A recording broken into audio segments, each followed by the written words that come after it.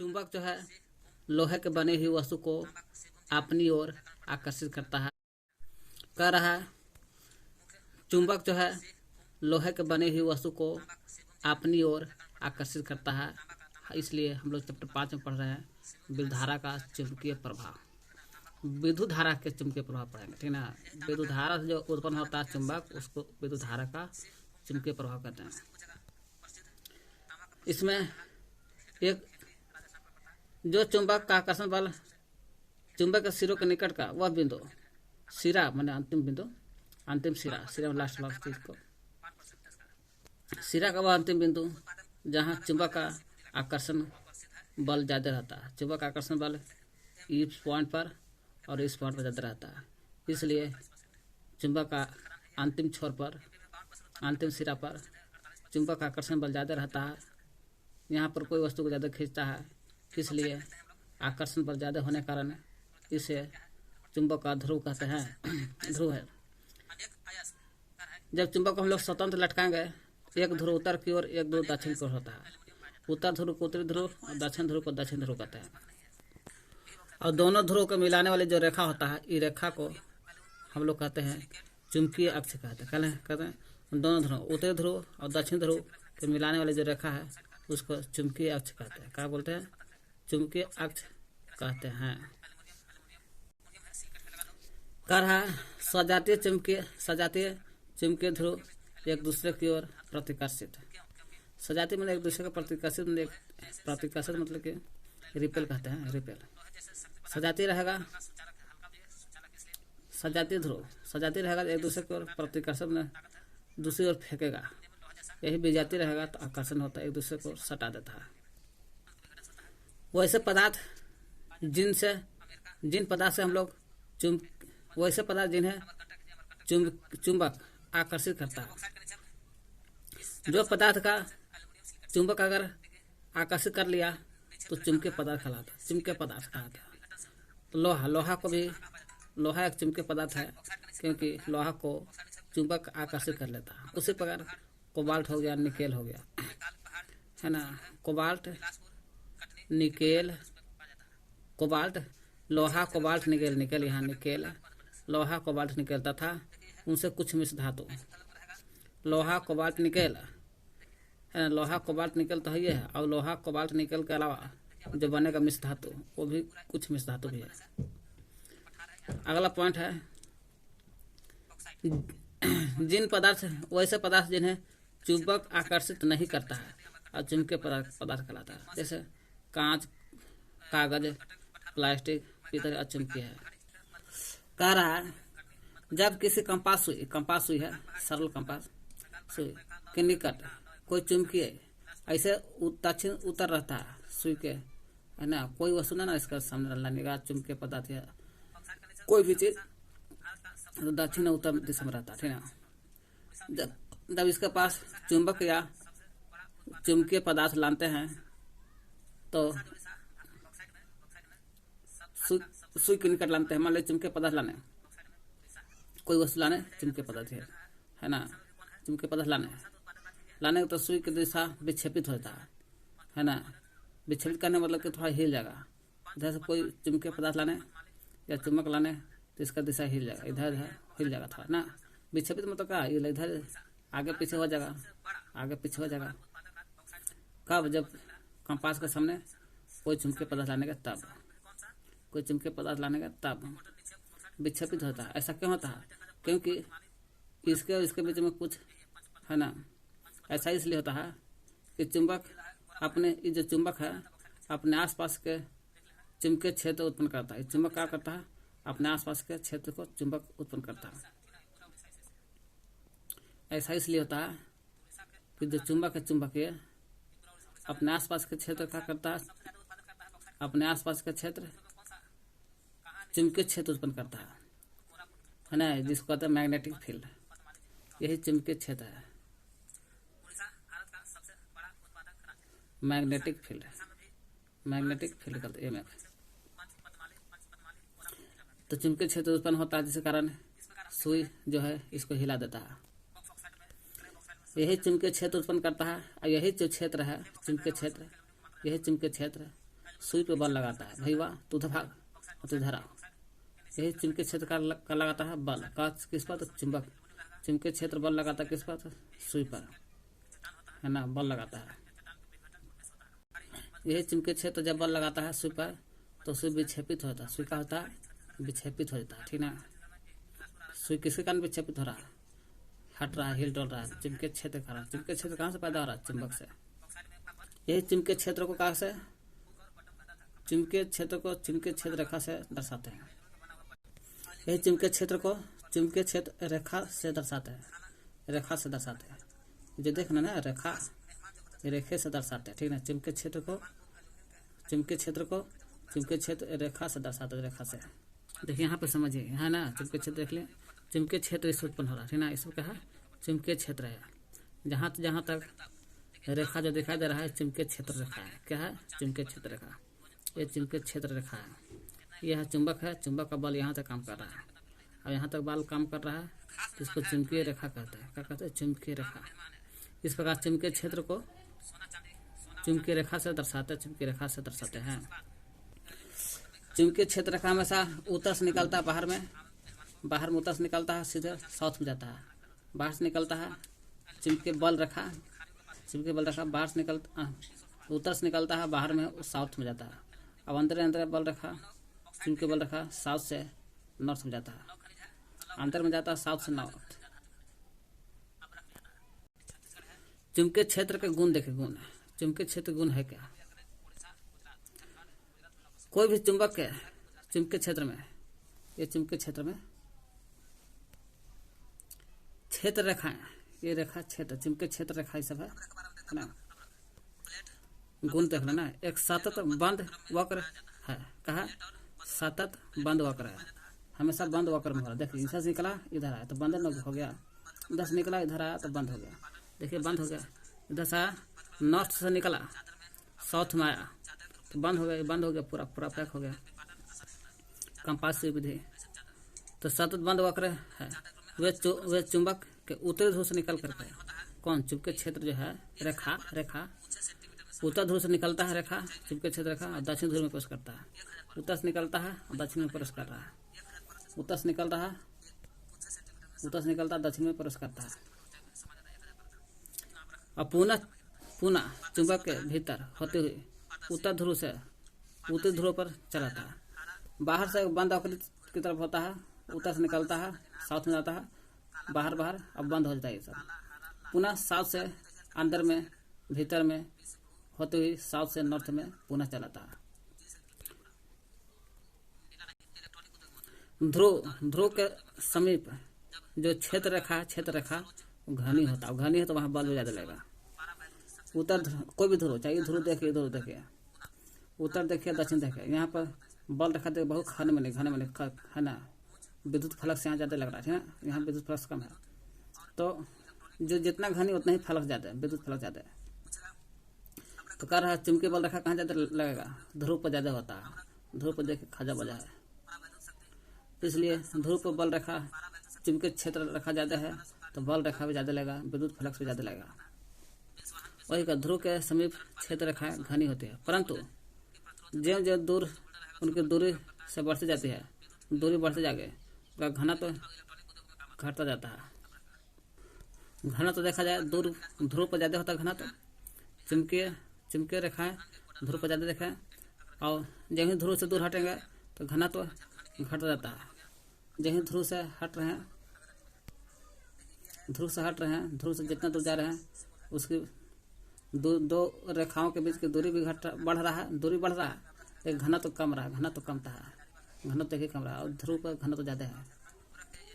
क्षेत्र रेखा, यही क्षेत्र रेखा जो है ना, ये जो क्षेत्र रेखा ना है, क्षेत्र रेखा किसी बिंदु पर खींची गई स्पर्श रेखा उस बिंदु पर उस क्षेत्र की दिशा बताता है।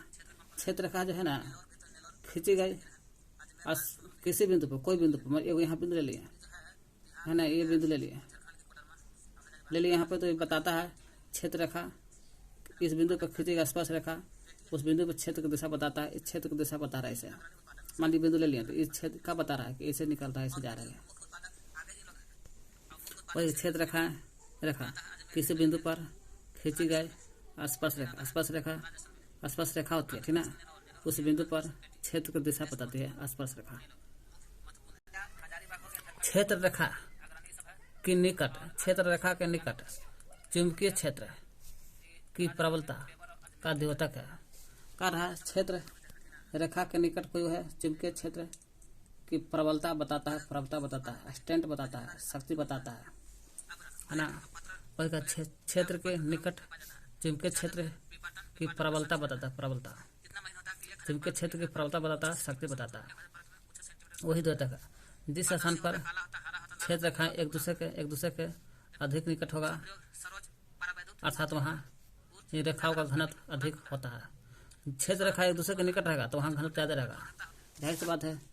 क्षेत्र रेखा देखिए यहाँ नजदीक है, इसलिए घनत्व ज़्यादा है यहाँ पर। वहाँ चुंबकीय अधिक होता है, वहाँ चुंबकीय क्षेत्र अधिक प्रबल भी होगा। क्षेत्र रेखा यहाँ ज़्यादा है तो जाहिर सी बात है कि यहाँ रेखा भी ज़्यादा है, रेखा ज़्यादा है, इस चलते घनत्व भी ज़्यादा है। और घनत्व ज़्यादा है तो यहाँ चुंबकीय क्षेत्र प्रबल होगा, चुंबकीय क्षेत्र प्रबल, शक्ति ज़्यादा यहाँ लगेगा। वहाँ चुंबकीय क्षेत्र अधिक प्रबल होता है, चुंबकीय क्षेत्र के ध्रुव के निकट चुंबकीय क्षेत्र प्रबल होता है। चुंबकीय ध्रुव के निकट चुंबकीय क्षेत्र ज़्यादा रहता है, चुंबकीय बल रेखा भी ज़्यादा है, घनत्व भी ज़्यादा है, और प्रबल भी यहाँ शक्ति ज़्यादा लगता है। चुंबकीय क्षेत्र प्रबल रेखा यहाँ पर ज़्यादा है, चुंबकीय क्षेत्र रेखा ज़्यादा है, घनत्व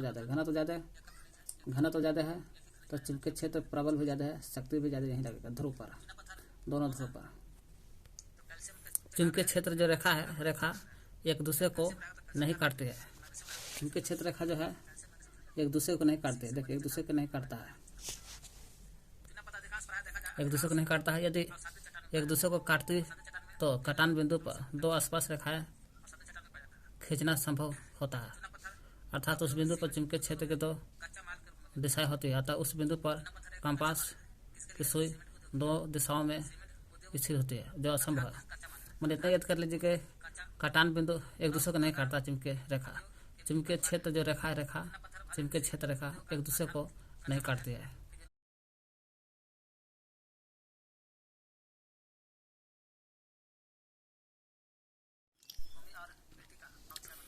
विद्युत धारा चुंबकीय क्षेत्र उत्पन्न करती है।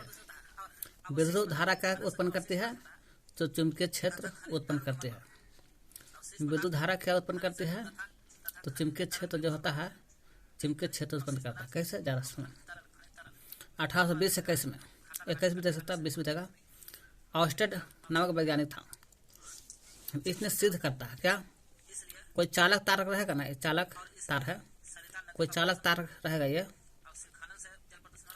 इसे जब हम लोग करंट देते हैं, विद्युत धारा प्रवाहित करते हैं, चालक तार से कब प्रवाहित कर रहे हैं? विद्युत धारा।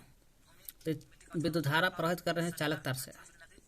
जब विद्युत धारा जाती है तो जब विद्युत धारा इसमें प्रवाहित होता है तो इसके चारों ओर चालक तार है नहीं, चालक तार के चारों ओर विद्युत क्षेत्र उत्पन्न करती है। चारों ओर क्या करता है? विद्युत क्षेत्र उत्पन्न करते हैं। यही हो गया चारों ओर चुंबकीय क्षेत्र कहिए, विद्युत चुंबकीय क्षेत्र कहिए, हाँ वही कहिए। विद्युत से उत्पन्न हो रहा है इसलिए विद्युत चुंबकीय क्षेत्र कह रहे हैं। तो ये 1820-21 में ऑस्टेड वैज्ञानिक ने सिद्ध करता है, जब कोई चालक तार रहेगा ना, इस चालक तार से करंट प्रवाहित करते हैं, विद्युत धारा प्रवाहित करेंगे, तो चारों ओर चालक तारवा के चारों ओर विद्युत चुंबकीय क्षेत्र उत्पन्न करता है। वही ऑस्टेड के प्रयोग में सिद्ध कर लेता है, कंपास सुई रख करके, इससे तार से लाइन प्रवाहित करता है। लाइन प्रवाहित किया तो ये जो है ये ध्रुव इधर में घूम गया, ये ध्रुव है इधर में घूम गया। ये है कंपास लगा था पहले से, सुई का विक्षेपित होकर के देख इधर नॉर्थ आ गया, इधर नॉर्थ था पहले, नॉर्थ इधर आ गया, साउथ इधर था, साउथ इधर में आ गया। जब तार प्रवाहित करते हैं, इससे सिद्ध करता है कि जब धारा प्रवाहित करते हैं कोई तार में तो चुंबकीय क्षेत्र उत्पन्न करती है। चुंबकीय क्षेत्र तब नहीं तो इसको इधर में घुमा दिया, चुंबकीय क्षेत्र के कारण। इससे स्पष्ट होता है कि धारा के तार धारावाही तार के कारण चुंबकीय सुई की विक्षेपित होता है। और ऑर्स्टेड के प्रयोग से स्पष्ट होता है। क्या स्पष्ट होता है? चुंबकीय सुई के विक्षेपित की दिशा धारा की दिशा तो निर्भर करती है। चुंबकीय सुई के विक्षेपित जो दिशा है, चुंबकीय सुई जन विक्षेपित हो जाएगा, वही दिशा बताता है। चुंबकीय के विक्षेपित दिशा ही धारा की दिशा निर्भर करती है। देखिए, इधर विक्षेपित हुआ, हम कहते धारा नीचे में आ रहा है, इधर विक्षेपित हुआ, धारा इधर में आ रहा है ना, इधर नॉर्थ में, इधर में इसके साथ साथ इस बात पर भी निर्भर करती है कि तार चुंबकीय सुई के ऊपर है या नीचे। अगर देखिए तार ऊपर गया है, इधर में विक्षेपित हुआ। अगर तार अंदर गया है, हाईलाइट नहीं किया है तो अंदर गया है, तो इधर में विक्षेपित हुआ। तार पर डिपेंड है कि तार ऊपर है या नीचे। इस पर भी डिपेंड रहता है सुई के विक्षेपित होने की दिशा। ऑर्स्टेड के प्रयोग से स्पष्ट होता है कि चुंबकीय सुई के विक्षेपित की दिशा, चुंबकीय विक्षेपित सुई की दिशा वही धारा की दिशा पर तो निर्भर करती है। धारा की दिशा पर डिपेंड करता है चुंबकीय सुई की विक्षेपित दिशा। चुंबकीय सुई का जब विक्षेपित हटता है, वो धारा पर डिपेंड रहता है। इसके साथ साथ इस बात पर निर्भर करता है तार चुंबकीय सुई के ऊपर या नीचे है। तो चुंबकीय सुई किस पर डिपेंड है? जब चुंबकीय सुई किस पर डिपेंड है? धारा के दिशा पर निर्भर है। धारा की दिशा पर निर्भर है। और धारा के नीचे है तो कुछ होगा, ऊपर होगा तो कुछ। धारा की दिशा पर डिपेंड है, ठीक ना। अब तार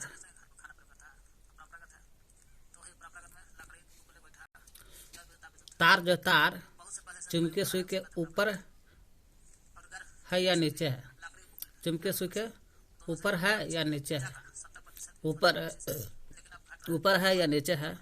जो तार ऊपर है चुंबकीय सुई के कि अंदर में है, इस पर भी डिपेंड रहता है चुंबकीय सुई की विक्षेपित दिशा।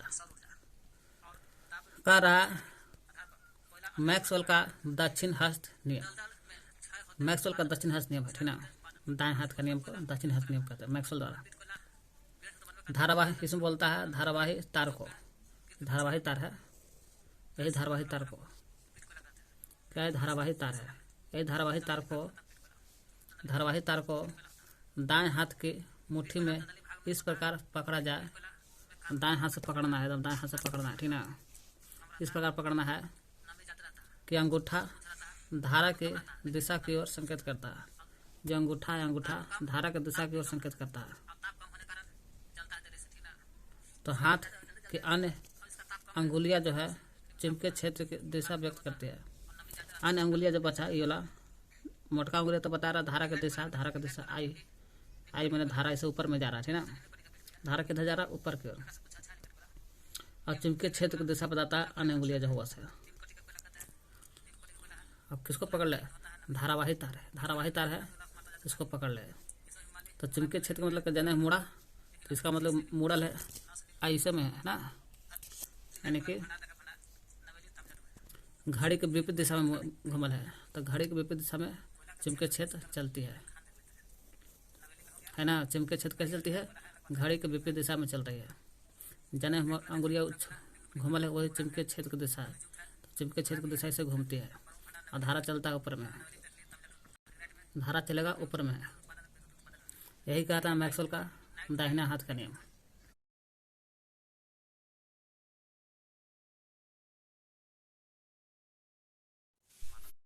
परिनालिका के कारण विद्युत चुंबकीय क्षेत्र। परिनालिका के कारण भी चुंबकीय क्षेत्र। देखिए परिनालिका, इसके कारण भी विद्युत क्षेत्र। यह होता है विद्युत रोधी खोखला बेलन होता है। कैसा ये? विद्युत रोधी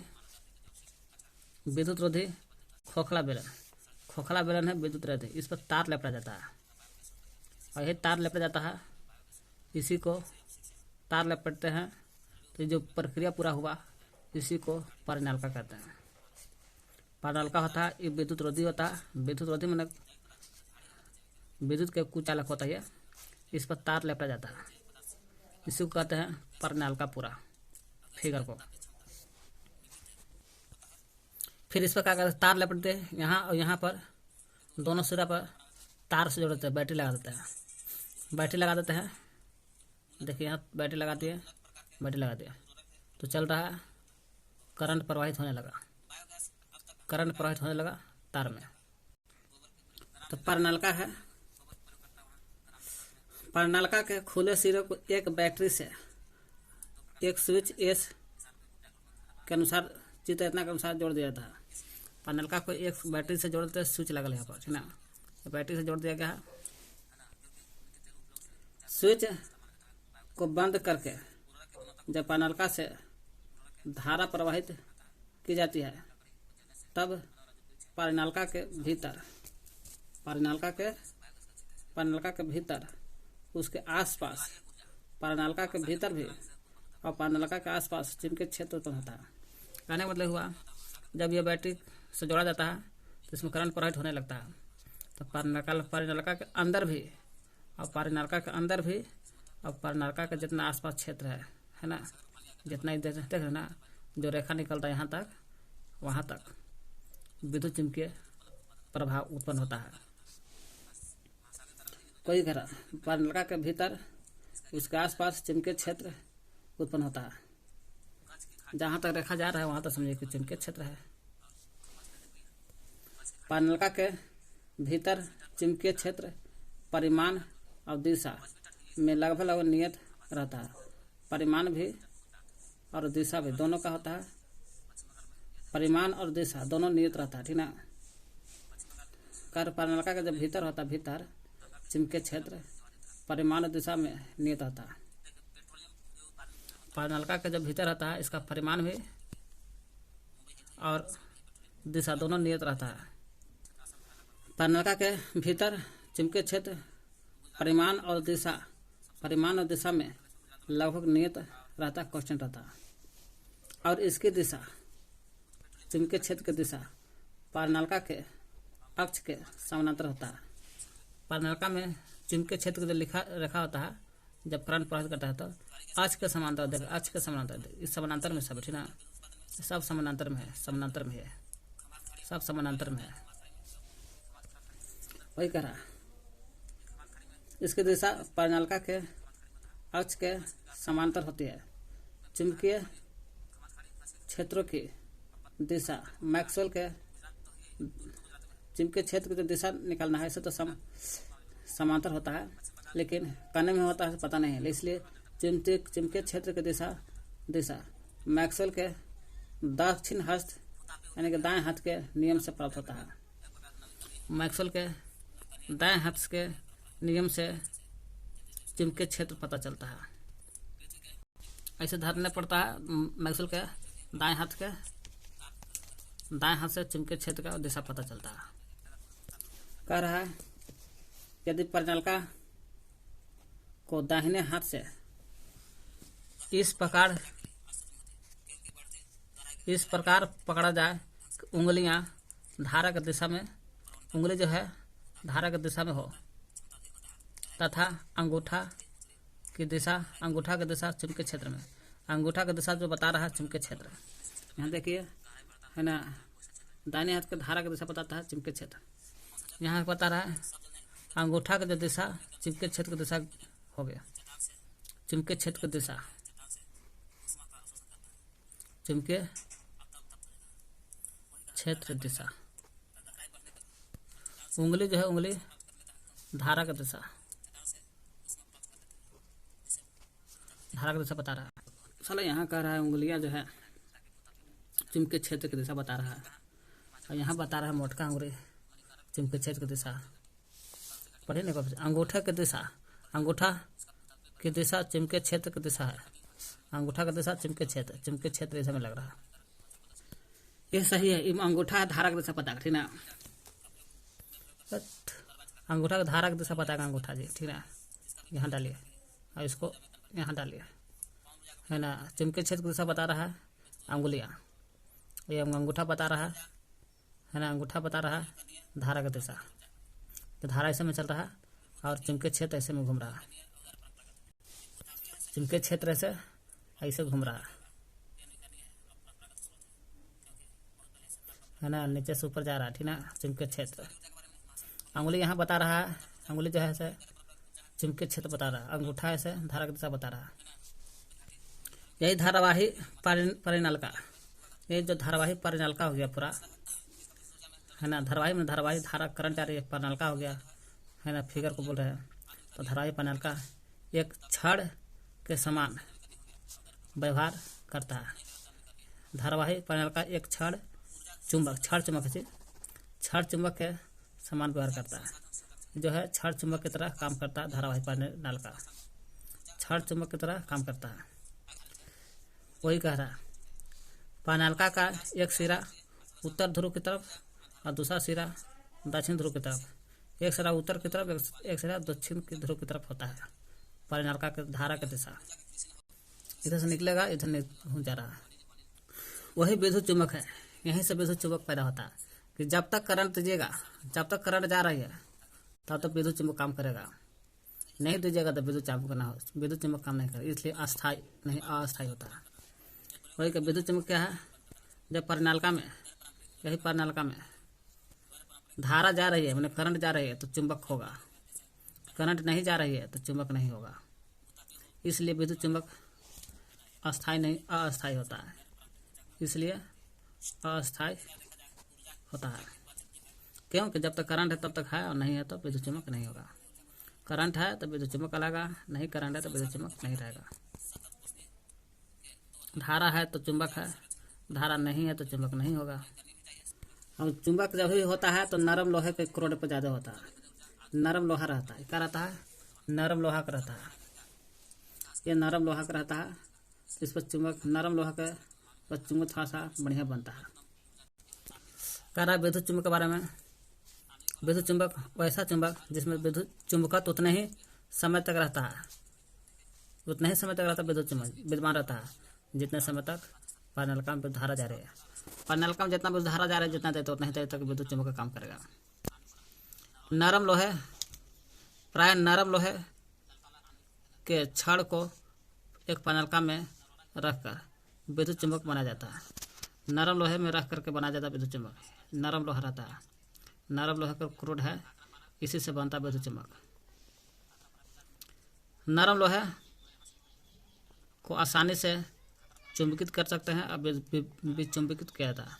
नरम लोहे किस लिए रखा जाता है कि नरम लोहे को आसानी से चुंबकित कर सकता है, अब विचुंबकित कर सकता है। नरम लोहे को आसानी से चुंबकित और विचुंबकित कर सकते हैं, इसलिए बनाया जाता है नरम लोहे को परिनालिका।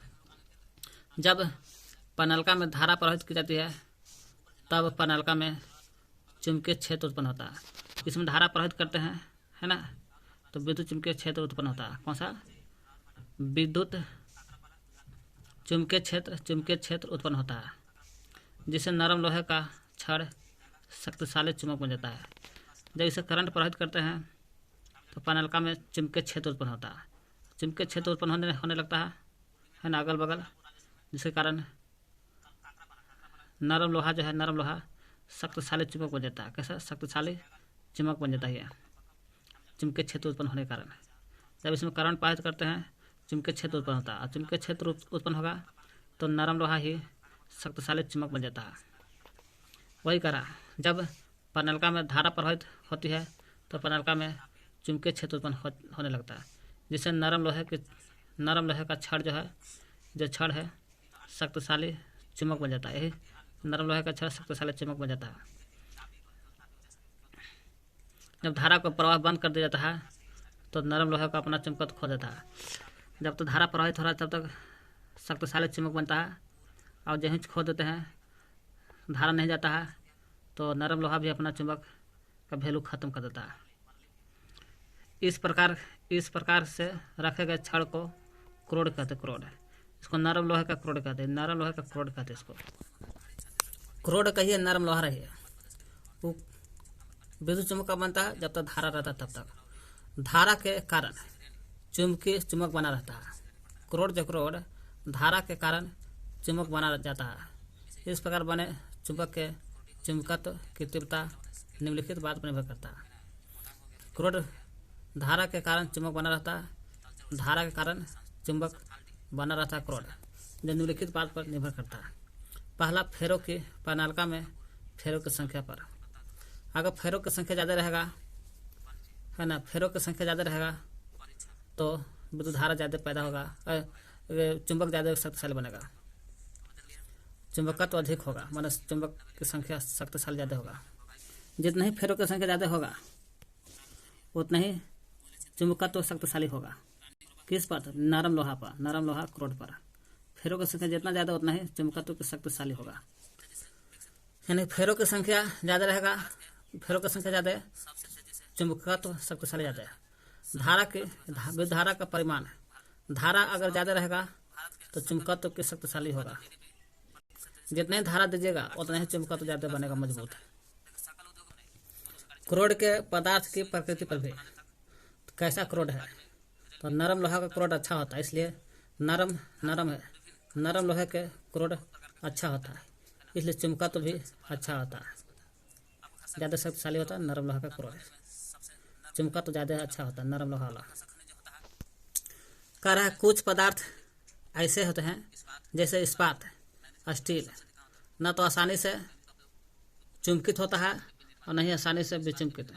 इस्पात ऐसा है, अगर चुंबकित हो गया तो जल्दी विचुंबकित नहीं बनेगा, और विचुंबकित हो गया तो जल्दी चुंबक नहीं बनेगा, यानी कि अस्थाई में आता है।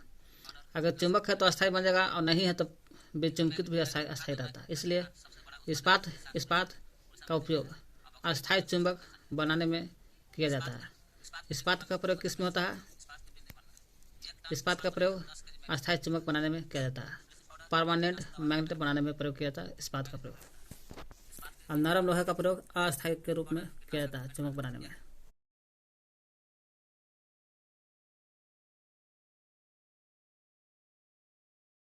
धारावाही चालक पर चुंबकीय क्षेत्र का प्रभाव। धारावाही चालक पर, ये धारावाही चालक है, ये भी क्या धारावाही चालक है। चुंबकीय क्षेत्र का प्रभाव क्या पड़ता है उसके बारे में देखते हैं।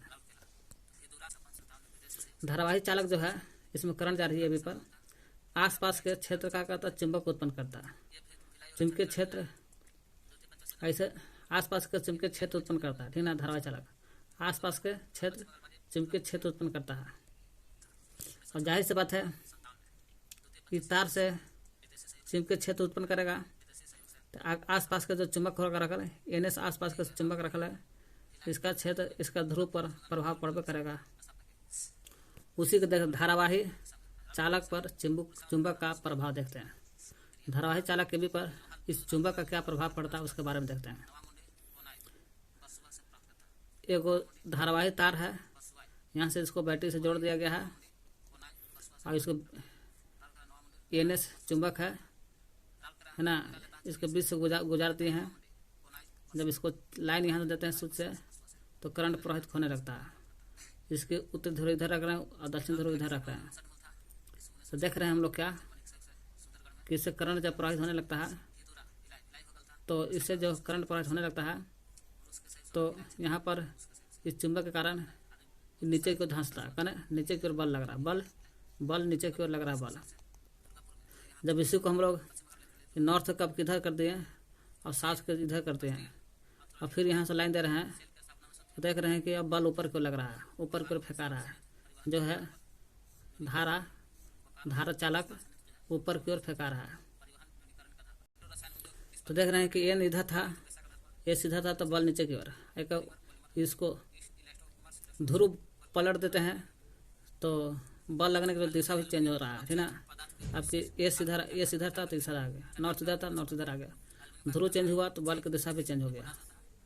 धारावाही चालक में, धारावाही चालक के भी है, धारावाही चालक में भी बल की दिशा चेंज हो गया। वही निष्कर्ष निकलता है। क्या निष्कर्ष निकलता है? जब एक धारावाही चालक को, धारावाही चालक एबी को, जब एक धारावाही चालक एबी को चुंबकीय क्षेत्र में रखा जाता है, चुंबकीय क्षेत्र में रखा जाता है तो उस पर एक बल लगता है। एक धारावाही चालक को चुंबकीय क्षेत्र है ना, चुंबकीय क्षेत्र यहाँ तक है, काम कर रहा है ना, चुंबकीय क्षेत्र के बीच में रखा जाता है तो इस धारावाही चालक पर एक बल लगता है। तो बल चाहे नीचे लगे या ऊपर लगे, लेकिन बल तो लग रहा है। धारावाही चालक है, धारावाही चालक के भी है चुंबकीय क्षेत्र एन से चुंबकीय क्षेत्र इसके बीच में रख रहे हैं धारावाही चालक ए बी को। तो ए बी पर एक बल लग रहा है जो नीचे की ओर है, ए बी पर बल लग रहा है यहाँ पर ऊपर की ओर। वही करा, धारावाही चालक को चुंबकीय क्षेत्र में रखा जाए तो उस पर एक बल लगता है। तो ठीक है, एक धारावाही चालक को चुंबकीय क्षेत्र में रखा जाता है तो उस पर एक बल लग रहा है। ठीक, वही बल की दिशा जो होता है कन्य होगा। धारावाही चालक को तो हम तो रख दिए चुंबकीय क्षेत्र में, यानी एन एस का चुंबकीय क्षेत्र है, तो कन्य लग नीचे लगेगा ऊपर लगेगा, किस पर डिपेंड करेगा। वही बल की जो दिशा है, चुंबकीय क्षेत्र की दिशा, बल की दिशा चुंबकीय क्षेत्र की जो दिशा है, चुंबकीय क्षेत्र की दिशा पर तथा विद्युत धारा की दिशा पर दोनों पर निर्भर करता है। वही बल की दिशा है ना, बल की दिशा चुंबकीय क्षेत्र की दिशा पर डिपेंड करेगा। चुंबकीय क्षेत्र की दिशा कौन है, आज देख रहे हैं कि चुंबकीय क्षेत्र के नीचे में डायरेक्शन है तो नीचे में आ रहा है, इसका चुंबकीय क्षेत्र की डायरेक्शन ऊपर कर दिए हैं, उस पर है। अब विद्युत धारा की दिशा पर डिपेंड करता है, विद्युत धारा करने में चल रहा है। वही कह रहा है, बल की दिशा चुंबकीय क्षेत्र की दिशा, चुंबकीय क्षेत्र की दिशा तथा विद्युत धारा की दिशा दोनों पर डिपेंड करता है, चाहे चुंबकीय क्षेत्र की दिशा रहे या विद्युत धारा की दिशा रहे। तो बल की दिशा चुंबकीय क्षेत्र की दिशा और विद्युत धारा की दिशा पर डिपेंड करता है। क्या डिपेंड करता है? बल की दिशा।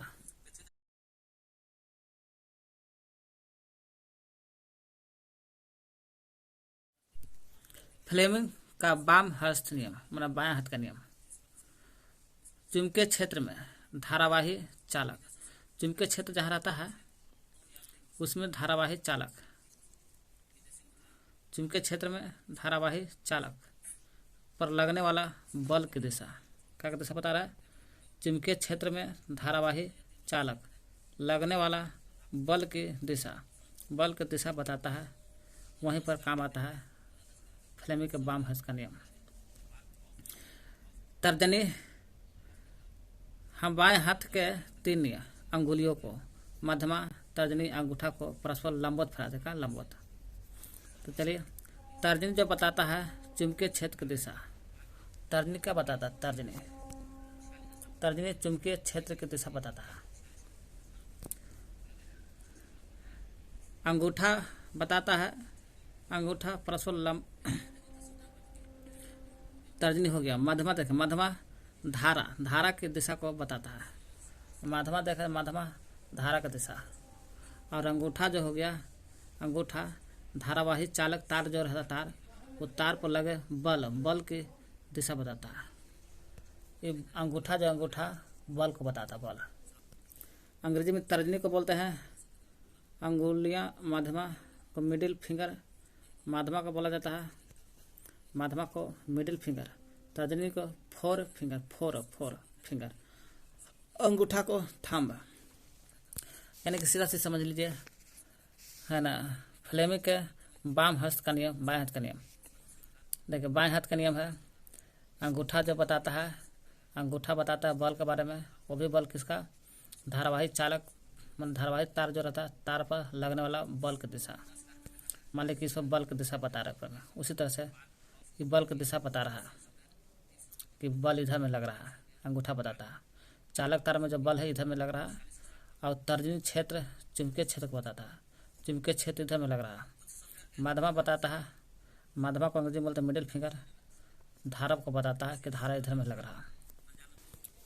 उदाहरण के देखा है, एक उदाहरण के एग्जाम्पल के साथ समझिए। एक ऊर्ध्वाधर तार में धारा जो है ऊपर की ओर प्रवाहित हो रहा है। ये धारा कहाँ जा रहा है? मान लेते हैं कि धारा है ना ऊपर की ओर जा रहा है। धारा करने का डायरेक्शन दिखा रहा है ऊपर की ओर, है ना। चालक तार है, मान लीजिए करंट जा रहा है, धारा जा रहा है ऊपर की ओर जा रहा है। मान लेते हैं कुछ पल के लिए धारा ऊपर की ओर जा रहा है। जब धारा ऊपर में जा रहा है तो जाहिर सी बात धारा के बारे में बताता है मध्यमा धारा की दिशा बताता है। तो जाहिर सी बात हाथ ऐसे रखिए कि धारा मध्यमा ऊपर चल जाए। मध्यमा क्या बताता है? मध्यमा धारा की दिशा बताता है। तो जाहिर सी बात है कि इसको धारा ऊपर की ओर जा रहा है तो मध्यमा का अंग्रेजी ऊपर में होना चाहिए। ऊपर में होने के लिए थोड़ा ऐसे करने पड़ेगा बाएं हाथ के। देखिए, बाएं हाथ के ऐसे घुमा करके इसको ऐसे घुमाने पड़ेगा। क्यों? क्योंकि करंट ऊपर में जा रहा है और करंट बताता है मध्यमा, तो मध्यमा अंगुली ऊपर में होना चाहिए। तो माध्यमा ऐसे अंगुली किया तो माध्यमा ऊपर में हो गया, ये सब 90 डिग्री पर आता है, 90 डिग्री पर, ठीक ना। माध्यमा करंट का धारा बता रहा है, तो जाहिर सी बात तर्जनी का बताता है, तर्जनी चुंबकीय क्षेत्र को बताता है। तो चुंबकीय क्षेत्र बता रहा है इधर में है, यानी कि पूरब से पश्चिम की ओर, पूरब से पश्चिम की ओर, पूरब से पश्चिम की ओर। कब? जब धारा ऊपर में जाएगा तो बायां हाथ का अंगुली को इस तरह से रखना है ताकि माध्यमा अंगुली जो डायरेक्शन बताता है धारा का करंट ऊपर में दिखाई देगा। तो उस समय जब धारा ऊपर में जाएगा तो तर्जनी अंगुली इधर में बताएगा। तर्जनी बताता है चुंबकीय क्षेत्र को, यानी कि चुंबकीय क्षेत्र पूरब से पश्चिम की ओर, पूरब से पश्चिम को जाएगा। जब धारा मालूम हो गया ऊपर की ओर, तर्जनी इधर में देखा है, धारा ऊपर में है, तर्जनी इधर में है, तो चुंबकीय क्षेत्र पे पूरब से पश्चिम की ओर, और अंगूठा नीचे में है, अंगूठा नीचे में दिखाई देगा। जब अंगूठा नीचे में दिखाई देगा तो पूछेगा कि बल करने लग रहा है, तो बल आपको अंगूठा बताता है। धारावाही चालक के बल नीचे में लगेगा, नीचे में, क्योंकि नीचे में हो रहा है, दक्षिण की ओर बल लगेगा, करें दक्षिण की ओर। मान लेते हैं कि देखिए ऐसे है धारा, ये हो गया तर्जनी का माध्यमा हो गया, है ना, ऊपर की ओर बल लग रहा है, तो धारा ऊपर में जा रहा है। अब ये बता रहा है आपको तर्जनी चुंबकीय क्षेत्र जा रहा है। अब देख रहे हैं ना, मोटका अंगुली जा रहा है नीचे, तो धारा के जो बल है, बल नीचे के लग रहा है। नीचे क्या होता है? नीचे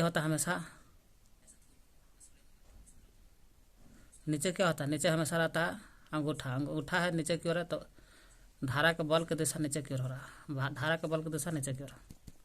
धारा ऊपर, चुंबकीय क्षेत्र पूर्व से पश्चिम की ओर, और बल नीचे की ओर लगेगा। बस बाएं हाथ का नियम करके चेक कर लेना है। यानी कि तीनों में से कोई बल, क्षेत्र, चुंबकीय क्षेत्र, धारा, कोई तीन गो में से कोई भी मालूम हो जाएगा तो बाकी दो को निकल जाएगा।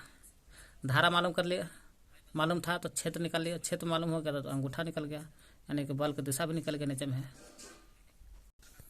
अब चलते विद्युत मोटर के बारे में देखते हैं। विद्युत मोटर एक शक्तिशाली चुंबक होता है। विद्युत मोटर देखा जाए तो चुंबकीय होता है। विद्युत मोटर एक प्रकार का चुंबकीय होता है और शक्तिशाली चुंबक होता है, जिसके अवतल ध्रुव खंडों के बीच, ये अवतल है, अवतल टाइप ना है, अवतल ध्रुव खंडों के बीच, वही अवतल ध्रुव खंडों के बीच तांबे के तार की कुंडली होती है। तांबा के तार की कुंडली होती है। ये जो अवतल है, ये अवतल के बीच में तांबे के तार की कुंडली होता है, जिसको आर्मेचर कहते हैं। तांबे के तार की कुंडली होती है जिसे मोटर का आर्मेचर कहते हैं। यही है मोटर का आर्मेचर। तांबा के तार की कुंडली होता है, ठीक ना, इसी को आर्मेचर कहते हैं। ये किसका अवतल है? तो चुंबक का अवतल है, ठीक ना। यही चुंबक का अवतल के बीच में तांबे के तार की कुंडली होता है, जिसे आर्मेचर कहते हैं। आर्मेचर, यही आर्मेचर घूमता है। यही आर्मेचर के दोनों छोर ये वाला और ये वाला दोनों छोर पीतल के खंडित वलय R1 R2 से जुड़ा रहता है। ये दोनों छोर जो है ये पीतल के, क्या है? पीतल का है। ये पीतल के खंडित वलय है, खंडित में टुकड़ा है, ऊपर है खंडित, एक नीचे है। ये पीतल का रहता है, ठीक ना। पीतल के दो खंडित से दोनों छोर जुड़ा रहता है आर्मेचर के जो दोनों छोर है पीतल के खंड से जुड़ा रहता है। एगो छोर ये वाला से R1 से, एगो R2 से, एगो R1 से जुड़ा रहता है। देखिए ये R1 है, ये R2 है, से जुड़ा रहता है। ये पीतल का रहता है। और B1 B2 जो है, B1 B2 हल्के से स्पर्श करता है। ये B1 B2 जो है हल्का से पीतल से जुड़ा सटल रहता है, हल्का एकदम। ये हमेशा इसमें क्या होता है, जब ये करंट आता है, इसमें तार से बैटरी से जोड़ते करंट आता है, तो ये भी भुजा ऊपर से नीचे आता है और नीचे से ऊपर जाता है, इसलिए धारा भी चेंज होते रहता है ना। विद्युत मोटर में क्या होता है, धारा चेंज होते रहता है। अभी ऊपर है ये भी, तो धारा इधर में जा रहा है, जब ये नीचे आ जाएगा धारा ऐसे में चलने लगता है, इसलिए धारा हमेशा चेंज होता है, इसलिए AC कहा जाता है शायद, देख लीजिएगा। विद्युत मोटर विद्युत ऊर्जा को B से विद्युत ऊर्जा लेता है, विद्युत ऊर्जा न लिया और यांत्रिक ऊर्जा में कन्वर्ट करता है, जैसे जनरेटर विद्युत ऊर्जा पर काम करता है। विद्युत मोटर का यूज होता है टेप रिकॉर्डर में भी। टेप रिकॉर्डर है, इसमें भी विद्युत मोटर का प्रयोग करते हैं। पढ़ने की जरूरत नहीं है, इतना देख लीजिएगा, हो जाएगा काम। विद्युत चुंबकीय प्रेरण। विद्युत चुंबकीय प्रेरण का मतलब प्रेरण होने लगा। सर्वप्रथम फैराडे ने बताया था। कौन बताया था? फैराडे ने बताया था 1831 में। क्या बताया था? यदि किसी चुंबक तार की बनी एक कुंडली, तार के बना हुआ कुंडली है के बीच के दूरी को शीघ्रता से बदला जाए तो कुंडली में एक क्षणिक, दोनों के बीच की जो दूरी है बदला जाए, कभी इधर उठा के यहाँ रख दो, कभी उठा के यहाँ, तो कुंडली के एक क्षणिक कुछ पल के लिए धारा पारित होते हैं। इसे सरल प्रयोग द्वारा समझा जाता है। फैराडे बताता है 1831 में कि चुंबक को ले लो और तार के बनी एक कुंडली ले लो। जब चुंबक हिलाइएगा, इधर उधर कीजिएगा, तो इसमें से क्षणिक मैंने कुछ सेकंड के लिए विद्युत धारा प्रवाहित होने लगता है। विद्युत धारा प्रवाहित होने लगता है कब? जब चुंबक को कुंडली के तार को इधर बगल से गुजारते हैं। तो इस चुंबक को हम लोग कुंडली के तार से, कुंडली के बने तार को अगल बगल से गुजारते हैं तो क्षणिक, कैसा क्षणिक, हमेशा के लिए नहीं लेकिन क्षणिक के लिए, है ना, क्षणिक विद्युत धारा पारित होता है। इसी को जब क्षणिक विद्युत धारा पारित होता है, इसी को विद्युत चुंबकीय प्रेरणा कहते हैं, या विद्युत चुंबक के कारण जो हो रहा है विद्युत पैदा, इसलिए विद्युत चुंबकीय प्रेरणा कहते हैं इसको। अगर ऐसे विद्युत धारा कैसा मात्रक होता है? एमीटर बड़े विद्युत धारा के लिए, लेकिन जब ऐसा विद्युत धारा प्रवाहित होगा तो उसमें गैलोनोमीटर से मापा जाता है। विद्युत धारा प्रवाहित होता है तो क्षणिक विद्युत धारा प्रवाहित होता है तो गैलोनोमीटर से मापते हैं। देखिए यहाँ पे गैलन है ना, यहाँ गैलोनोमीटर लगा दिया गया है। यहाँ पर चुंबक है नॉर्थ और साउथ वाला, जब बगल से हिला रहा है ना, एक तो इधर में लाना, एक तो इधर में तीर लिया, तो देख रहा है गैलोनोमीटर यहाँ था। देखिए गैलोनोमीटर ऐसा सी है, इधर में लाना तो ऐसा सी है, और जब तीर लिया तो सीधे हो गया। इससे पता चलता है कि विद्युत चुंबकीय प्रेरण के कारण विद्युत पैदा होता है। यही विद्युत चुंबकीय प्रेरण के कारण विद्युत पैदा हो रहा है। जब विद्युत धारा जो होती है, इसमें विद्युत धारा पैदा होगा उतना ही समय तक होगा जब तक चुंबक इधर उधर करिएगा, छोड़ दीजिएगा तब चुंबक खत्म, ऐसे विद्युत धारा भी खत्म हो जाएगा। वही कह रहा है, विद्युत धारा गैलोनोमीटर से तब तक बताएगा जब तक इसमें अगल बगल से गुजारिएगा तब तक। वही कह रहा है, लूप में यह विद्युत धारा, लूप में ये वाला में गैलोनोमीटर में, लूप में यह विद्युत धारा उतना ही समय तक प्रवाहित होती है, उतना ही समय तक प्रवाहित होगा धारा करंट, जब तक कि लूप तथा चुंबक, लूप और चुंबक हो गई और लूप हो गई।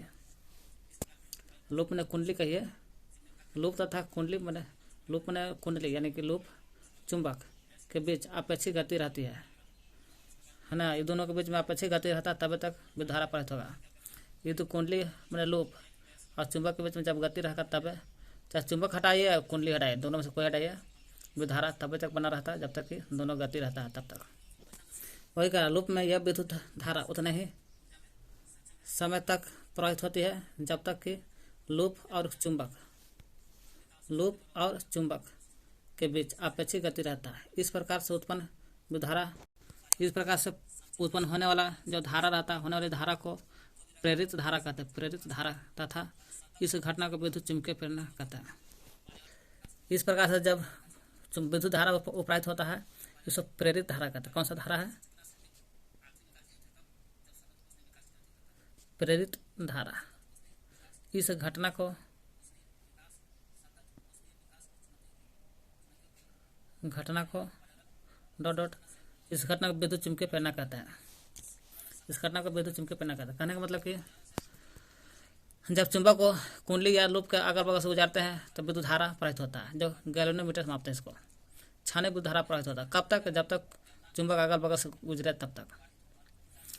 जब विद्युत धारा ऐसा प्रवाहित होता है तो इसे प्रेरित धारा कहते हैं, क्योंकि प्रेरण के द्वारा हो रहा है। चुंबक के प्रेरण से होता है या कुंडली या लूप के प्रेरण से हो रहा है, इसलिए प्रेरित धारा कहते हैं। ये जो पूरी घटना घट रहा है इस घटना को चुंबकीय प्रेरण कहते हैं। क्यों? चुंबक के साथ विद्युत धारा पैदा हो रहा है इसलिए चुंबकीय प्रेरण कहते हैं। और प्रेरित धारा पैदा हो रहा है ना, प्रेरित धारा पैदा हो रहा है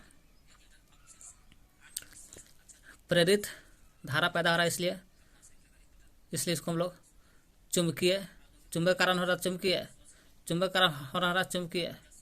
अब विद्युत धारा पैदा हो रहा प्रेरित कारण, तो विद्युत चुंबकीय प्रेरण कहते हैं। वही कह रहा है, जब तक रहेगा यह लूप में विद्युत धारा उतना ही समय तक रहते प्रवाहित होती है जब तक लूप तथा चुंबक के बीच अपेक्षित गति रहता है, तब तक करंट रहता है। इस प्रकार से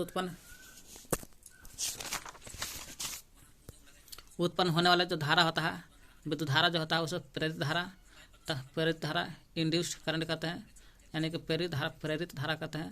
और इस घटना को विद्युत चुंबकीय प्रेरणा इलेक्ट्रोमैग्नेटिक इंडक्शन कहते हैं, विद्युत चुंबकीय प्रेरण कहते हैं।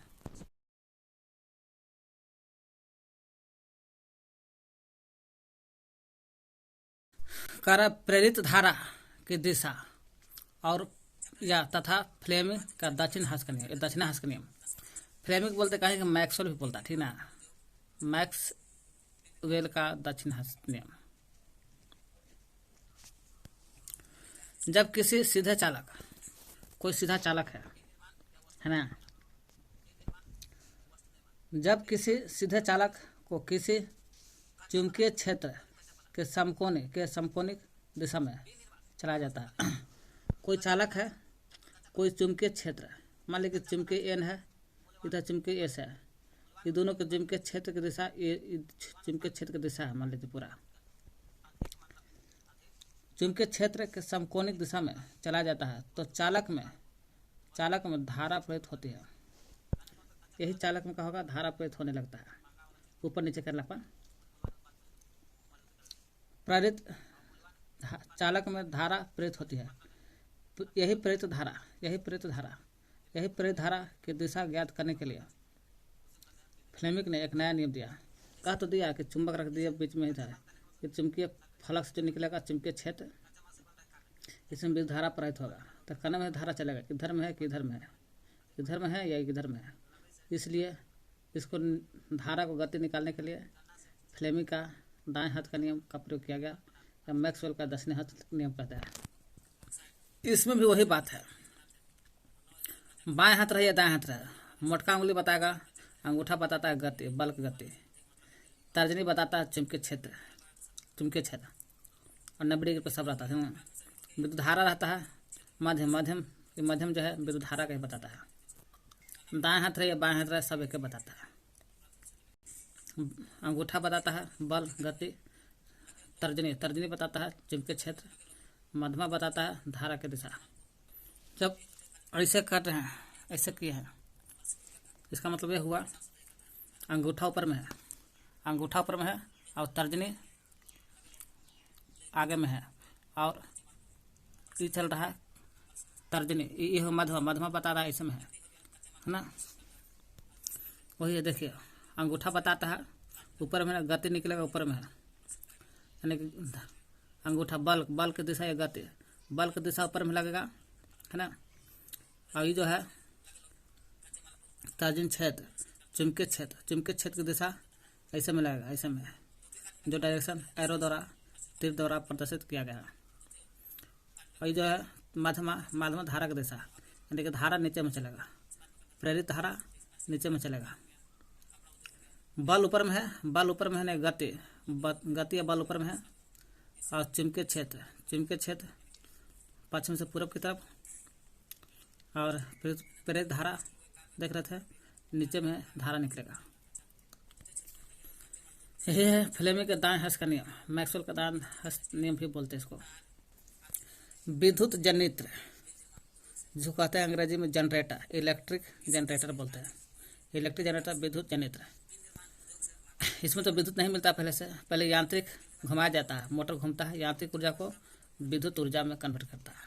अब मोटर का काम था पहले विद्युत लेता, तब मोटर काम है विद्युत ऊर्जा लेगा तो यांत्रिक ऊर्जा में, और जनरेटर काम करता है यांत्रिक लेगा, पहले घूमेगा गोले यांत्रिक रूप से, तब विद्युत ऊर्जा देता है।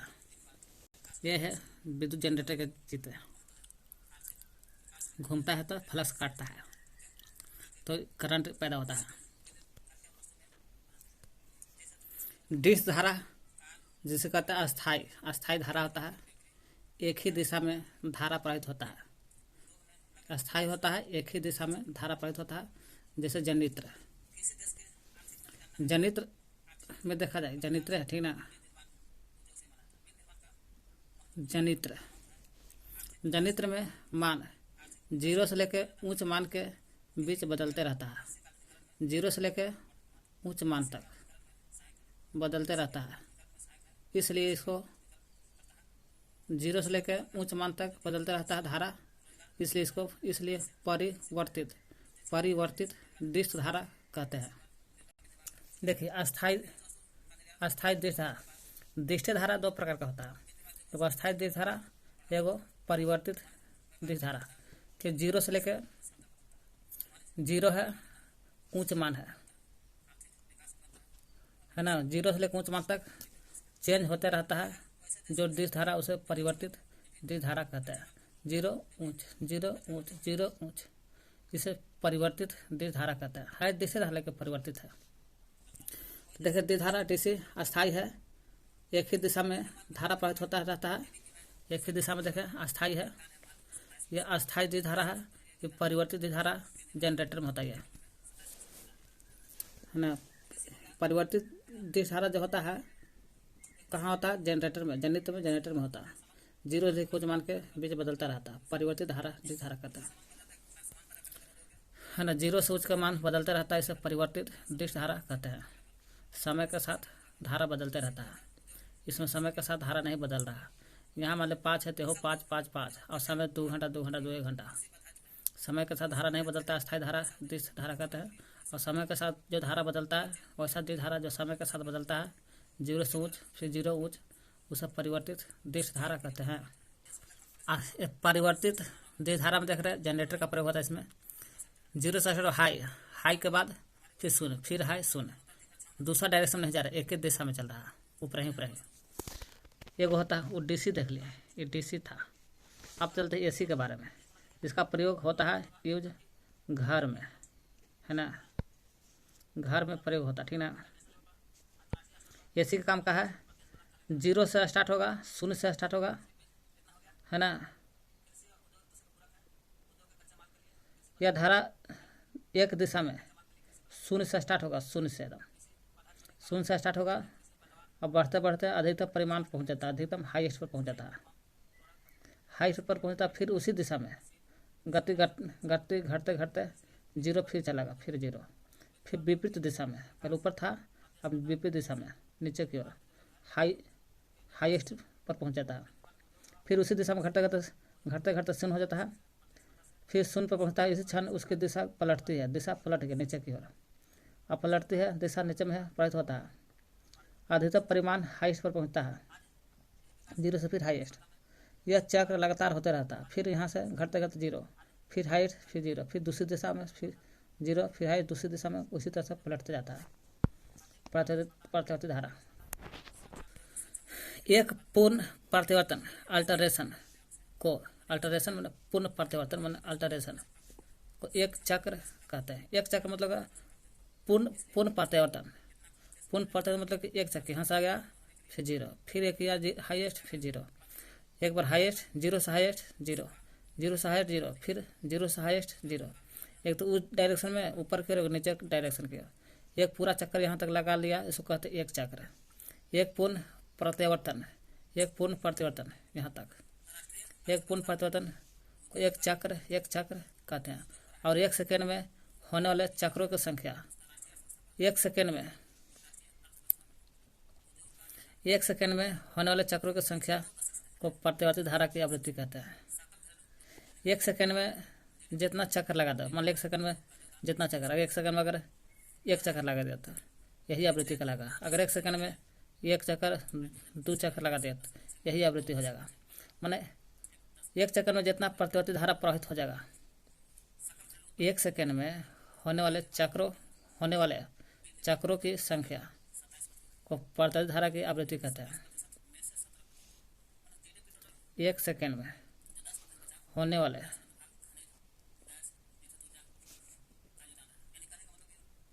चक्र की संख्या को आवृत्ति कहते हैं। 1 सेकेंड में जितना चक्कर लगा देवे, 1 सेकेंड में 1 चक्कर लगा दिया तो 1 सेकंड में 2 चक्कर लगा दिया, 3 जितना लगा दिया वही आवृत्ति हो गया, फ्रीक्वेंसी कहलाता है। प्रत्यावर्ती धारा में चक्कर लगा रहता है तब प्रत्यावर्ती का आवृत्ति कहलाएगा।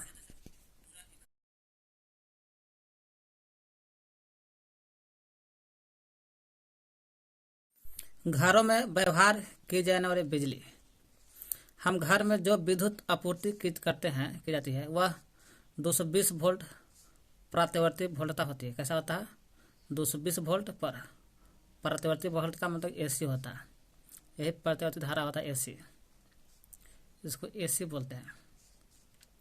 220 वोल्ट पर प्रत्यावर्ती वोल्टता होती है जिसकी ध्रुवता प्रत्येक सेकंड में माने 1 सेकंड में 100 बार परिवर्तित होता है। माने 1 सेकंड में 100 बार बढ़ता है, 100 बार बुझता है। 220 वोल्ट के एसी धारा दीजिएगा ना वोल्ट पर, तो 220 वोल्ट पर एसी धारा तो 1 सेकंड में 100 बार बढ़ेगा, 100 बार बुझेगा। यानी कि 1 सेकंड में 1 चक्कर, 2 चक्कर, 3 चक्कर, 4 चक्कर, 5 चक्कर, 6 चक्कर, 100 बार बढ़ता बुढ़ता है।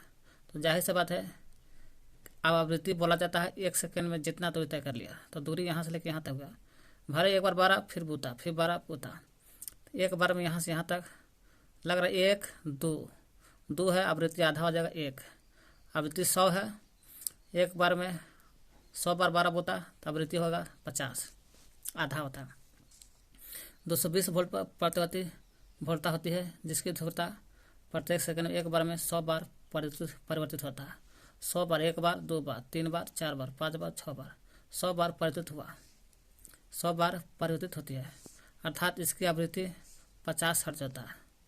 यानी कि 100 बार हुआ, आवृत्ति दोनों को मिला के एगो परिवर्तित, दो को मिला के 100 बार, तो 50, 100 में आधा हो जाएगा पूरा, 2 में एगो होता है आवृत्ति, तो 100 बार में 50 हर्ट्ज होती है। संक्षेप में इसे 220 वोल्ट 50 हर्ट्ज कहते हैं, और संक्षेप में शॉर्ट में 220 वोल्ट 50 हर्ट्ज कहते हैं। इसे मेन लाइन पावर कहा जाता है। जहाँ 220 वोल्ट 50 हर्ट्ज रहता लिखा है वहाँ उसको मेन लाइन पावर कहा जाता है। जिन तारों द्वारा यह आपूर्ति होता है मेन लाइन पावर, जिस तार से होता है 220 वोल्ट 50 हर्ट्ज, उस तारवा को बोलते हैं मेंस तार कहते हैं। मेंस में प्राय 2 तार होता है। कितना? 2 तार। कौन कौन? एगो 5 एम्पियर का तार घरेलू लाइन में प्रयोग होता है, एगो मेन से निकलता है 15 एम्पियर का तार, पावर लाइन कहते हैं। पावर लाइन 15 एम्पियर की लाइन पावर लाइन कहते हैं, मेंस तार। दूसरे को पावर लाइन कहते हैं। घरों में विभिन्न प्रकार के विद्युत उपकरण जैसे बल्ब, ट्यूब, पंखा, हीटर, टेलीविजन, रेफ्रिजरेटर आदि का व्यवहार होता है। इनमें से कुछ को जितना है बल्ब, ट्यूब, पंखा, हीटर, टेलीविजन, रेफ्रिजरेटर, कुछ का 5 एम्पीयर का प्रयोग करते हैं और कुछ को 15 एम्पीयर की धारा का आवश्यकता होती है। मेंस में 2 तार होता है, देख लिए, 5 एम्पीयर और 15 एम्पीयर वाला तारा रहता है मेंस में। घरेलू वायरिंग की संरचना कैसा होना चाहिए? वायरिंग के बारे में थोड़ा ध्यान रखिएगा, कैसा होना चाहिए। पावर हाउस या पावर स्टेशन से, पावर स्टेशन जैसे हम लोग का पावर हाउस पावर स्टेशन का है, यहाँ पर है बारूद, वहाँ से आता है मेन तार 11,000 वाले ट्रांसफर में ज़्यादा। ट्रांसफर की सहायता से विद्युत खंभों पर लगे तांबे के 2 मोटे तारों द्वारा घर तक पहुँचा देता है। इनसे एक विद्युत मन तार रहता है। ट्रांसफर से जो तार निकलता है तांबा का तार लग रहा था, वहाँ के 2 मोटा तार निकल रहा था। इनमें से एक विद्युतमान्य तार होता है जो लाल रंग का होता है। देखिए पावर स्टेशन है, यहाँ से लाइन आया है ना, पावर स्टेशन से ट्रांसफर में गया, ट्रांसफर से 3 लाइन तार नहीं, 1 2 3 विद्युतमान्य तार लाल रंग का होता है। विद्युत तार लाल रंग के विद्युत रोधी पदार्थ से ढका रहता है। तो विद्युत रोधी मतलब कवर से ढकल रहता है। विद्युत तार विद्युत रोधी पदार्थ से ढकल रहता है, ठीक ना, ताकि करंट ना लगे।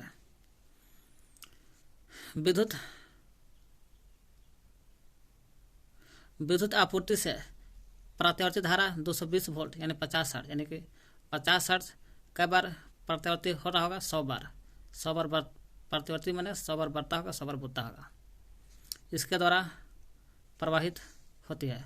दूसरा तारा ये उदासीन तार होता है। ये होता है 220 वोल्ट 50 हर्ट्ज। दूसरा तार उदासीन तार होता है, नेचुरल तार वायर कहते हैं, जो सामान्यतः काले रंग के विद्युत पदार्थ से ढका रहता है। दूसरा तारा ये पहला तार देख ले विद्युमय तार लाल रंग का होता है। दूसरा तारा ये उदासीन तार कहते हैं, नेचुरल वायर कहते हैं, काला रंग का होता है। विद्युमय तार से घर तक जाते, घर है, विद्युमय तार से करंट लाल रंग से होते हुए घर में जाता है, घर में जा रहा है, ठीक है, घर जाने का रास्ता दिखा रहा है घर में। उदासीन तार होता है जो काले रंग के विद्युत पदार्थ ढका रहता है, शून्य विभव पर रहता है। कौन सा? शून्य विभव रहता है इसका विभव देखा जाए जीरो विभव रहता है भैया,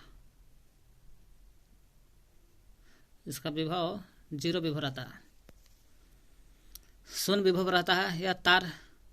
यह तार को वापस पावर स्टेशन तक ले जाता है। यह तार जो है धारा को वापस पावर स्टेशन तक ले जाता है। ये जो तार है उदासीन तार लाल रंग से जाता है, विद्युमय तार से जाता है और घर से फिर वापस ट्रांसफर में ला देता है। उदासीन तार काला रंग इस धारा को वापस पावर स्टेशन तक ले जाता है। घर के एक तीसरा तार भी रहता है, तीसरा तार है जिसे भू तार कहते हैं, अर्थात भू तार अर्थवायर कहते हैं। यह घर के निकट पृथ्वी में काफ़ी नीचे मिट्टी में दबी रहती है। एक चालक प्लेट से जुड़ा रहता है। भू तार साधारणतः हरे रंग का होता है। भू तार हरे रंग का होता है और जमीन के अंदर रहता है, जमीन के अंदर प्लेट से जुड़ा रहता है। भू तार सुरक्षा की दृष्टि से लगा रहता है और यह सप्लाई आपूर्ति को किस प्रकार प्रभावित नहीं करता है। इस सुरक्षा की दृष्टि से लगा रहता है, ठीक है। भू तार का है सुरक्षा की दृष्टि से लगा रहता है। यह सप्लाई आपूर्ति को किसी प्रकार प्रभावित नहीं करता है, सप्लाई को प्रभावित भी नहीं करता है, सप्लाई को प्रभावित नहीं करता है। लिख सकते हैं सप्लाई प्रभावित नहीं होता है भू तार द्वारा। तो विद्युमय तार 220 वोल्ट के 50 हर्ट्ज के लाल रंग से होते हुए घर में जाता है और काला रंग उदासीन तार से ट्रांसफर में लौटाता है। फिर भू तार हरा रंग का होता है, सुरक्षा की दृष्टि से जमीन के अंदर रहता है, प्लेट द्वारा जुड़ा रहता है, सप्लाई को प्रभावित नहीं करता है भू तार। हम लोग मेंस लाइन से जो देखे भी हम लोग मेंस लाइन से 5 एम्पीयर का घरेलू वायर 15 एम्पीयर पावर लाइन रहता है। वही 15 एम्पीयर के उपकरण जैसे 5 एम्पीयर के उपकरण बल्ब हो गया, ट्यूब हो गया, पंखा होता है। बल्ब, ट्यूब, पंखा ये 5 एम्पीयर के करंट जाती है इसमें। और दूसरा होता है 15 एम्पीयर के जैसे हीटर 15 एम्पीयर के और रेफ्रिजरेटर, हीटर रेफ्रिजरेटर 15 एम्पीयर के धारा लेती है। पॉइंट है प्रत्येक परिपथ में कोई परिपथ ये दोनों में से कोई में प्रत्येक परिपथ में विद्युत उपकरण चाहे बल्ब रहे, पंखा रहे, जो भी रहे वही उपकरण है विद्युत उपकरण। विद्युमन्य तथा उदासीन तार के बीच समांतर क्रम में जुड़ा रहता है। माने कि विद्युमन्य तार और उदासीन तार इन्हीं दोनों के बीच में तार को जोड़ा जाता है। चाहे बल्ब को एगो इससे बल्ब निकाल लो तार, एगो इससे तार निकाल लो और दोनों को जोड़ कर बल्ब बांट दो। वही करा विद्युत उपकरण जो है विद्युमन्य तार को लाल रंग कहते हैं, उदासीन तार काला रंग। तारों के बीच समांतर क्रम में जुड़ा रहता है। स्विच हमेशा जो रहता है विद्युमन्य तार में ही रहता है। स्विच हमेशा रहता है विद्युमन्य तार में। जितना उपकरण है ना, उपकरण सब विद्युमन्य तार और उदासीन के बीच में रहता है। उपकरण चाहे लाइट कुछ भी रहे और स्विच हमेशा रहता है विद्युमन्य तार में। ताकि यहाँ से लाल स्विच काट भी दीजिएगा तो अगल बगल कोई दूसरा तार में हाथ लगा कर काम कर सकते हैं। क्वेश्चन यहाँ से देखिए, यहाँ से डायरेक्ट एक 200 वाट के हीटर का प्रतिरोध लगभग 25 ओम है। 25 ओम है और एक 100 वाट, ये पहला है मान लेते हैं, पहला हो गया। एक और तार है, एक 100 वाट का बल्ब का प्रतिरोध 500 ओम है। एक और है 100 वाट, इसका प्रतिरोध हो गया 500 ओम है। ये दूसरा तार है, दूसरा बल्ब तार जो भी समझिए। यदि 220 वोल्ट की वोल्टता हो तो ओम के नियम से हीटर द्वारा ली गई धारा के परिमाण बताना है। 200 वाट हीटर का प्रतिरोध, ये हीटर है ठीक ना, ये क्या है हीटर, ये है बल्ब, क्या है ये बल्ब, ये हीटर है पहल का, ये बल्ब है। ये 200 वाट हीटर का प्रतिरोध लगभग 25 ओम है। हीटर का 200 वाट का पावर हो गया 200 वाट शक्ति, पावर शक्ति। आर हो गया वैल्यू दिया 25 ओम है प्रतिरोध। हीटर का प्रतिरोध इतना है, पावर शक्ति 200 वाट है। बल्ब का पावर शक्ति इतना है और प्रतिरोध 500 ओम है, 500। बल्ब का प्रतिरोध 500 ओम तथा है। यदि 220 वोल्ट फिर कह रहा है 220 वोल्ट की वोल्टता हो तो ओम के नियम से हीटर द्वारा ली गई धारा निकालना है।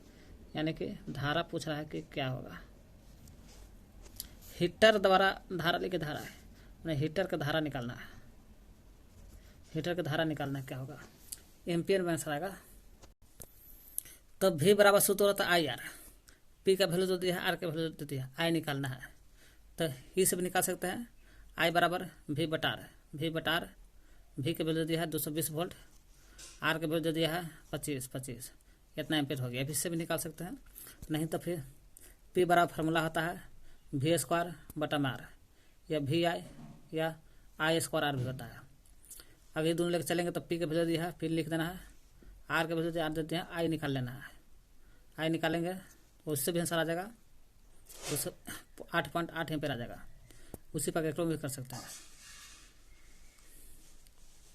ई न लेकर चलेंगे, V के वैल्यू दिल्ली नहीं है, I के वैल्यू दिल्ली नहीं निकालना है, V के वैल्यू दिल्ली नहीं, R के वैल्यू देवल है। तो यहाँ R के मान पुट करेंगे, P का मान पुट करेंगे, V के वैल्यू पूछेगा। V के वैल्यू पूछेगा तो फिर P बराबर V ई फॉर्मूला लगाना पड़ेगा। V के यहाँ से V के वैल्यू निकालेंगे, V के वैल्यू पुट करेंगे। अब P के वैल्यू दिल्ली रहेगा, P के वैल्यू I के वैल्यू निकाल लेना है। यही फार्मूला से लगेगा, या V बराबर IR V बटा R। V के वैल्यू दे दिया है 220 वोल्ट, R का मान दे दिया है 25, काट के इतना। अब बल्ब द्वारा, दूसरा बल्ब द्वारा, इसको भी उतना ही आंसर आएगा। 220 वोल्ट का रहा है, इसको भी 500 का रहा है प्रतिरोध, इतना 0.40 एम्पियर होगा इसका भी। विद्युत हीटर द्वारा ली गई धारा इतना आंसर 8.8 एम्पियर होगा। दोनों जगह वोल्ट समान है, एक में वोल्ट 220 एक में 220 वोल्ट है, लेकिन सबसे धारा प्रवाहित हो रहा है। इसका प्रतिरोध जितना कम रहेगा, इसका प्रतिरोध ज़्यादा था तो करंट धारा कम जा रहा है। प्रतिरोध इसका ज़्यादा था, कम था, धारा ज़्यादा जा रहा है। हीटर में धारा ज़्यादा है, इसलिए स्विच जो है इसलिए घरेलू वायरिंग जो है, वायरिंग के परिपथ में तार में इस्तेमाल होने वाला तार भी स्विच सॉकेट, तार स्विच सॉकेट आदि इनसे जुड़े उपकरण की शक्ति पर निर्भर करता है। इसमें शक्ति ज़्यादा है तो बढ़िया क्वालिटी के स्विच, तार, सॉकेट आना चाहिए, है ना। शक्ति पर निर्भर करता, तार के उपकरण के शक्ति पर निर्भर करता है। 15 मेंस के परिपथ में, यहाँ से देखा जाए 15 एम्पियर के मेंस के परिपथ में प्रयोग होने वाला तार, स्विच, सॉकेट आदि की गुणता देखा जाए 5 एम्पियर के मेंस के परिपथ में होने वाला तार, स्विच आदि की गुणता अधिक अच्छी होती है। 15 एम्पियर वाला तार स्विच अच्छा होता है 5 एम्पियर के मेंस वाला तार से।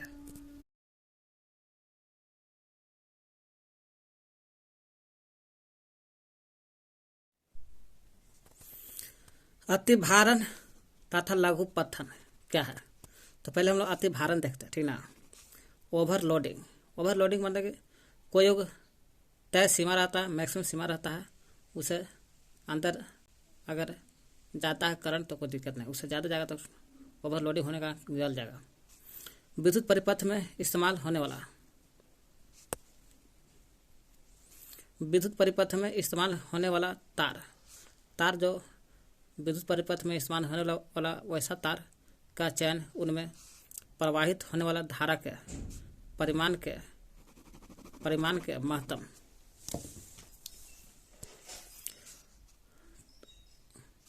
प्रवाहित होने वाला धारा के परिमाण के महत्तम मैक्सिमम मान पर निर्भर करता है। धारा के महत्तम मान पर निर्भर करता है। कहने का मतलब महत्तम मान मान ले कि 100 वाट के कैपेसिटी है, मान लो कि 100 एम्पियर के धारा को प्रवाहित करने की क्षमता है, तो 100 के नीचे जाएगा तो कोई दिक्कत नहीं लगेगा, ज़्यादा जाएगा तो खराब हो सकता है। वही कह रहा प्रवाहित होने वाला धारा के परिमाण के महत्तम मैक्सिमम मान पर निर्भर करता है। यदि उपकरण को कुल शक्ति इस स्वीकृति सीमा से बढ़ जाता है तो उपकरण की आवश्यकता से अधिक धारा खींचते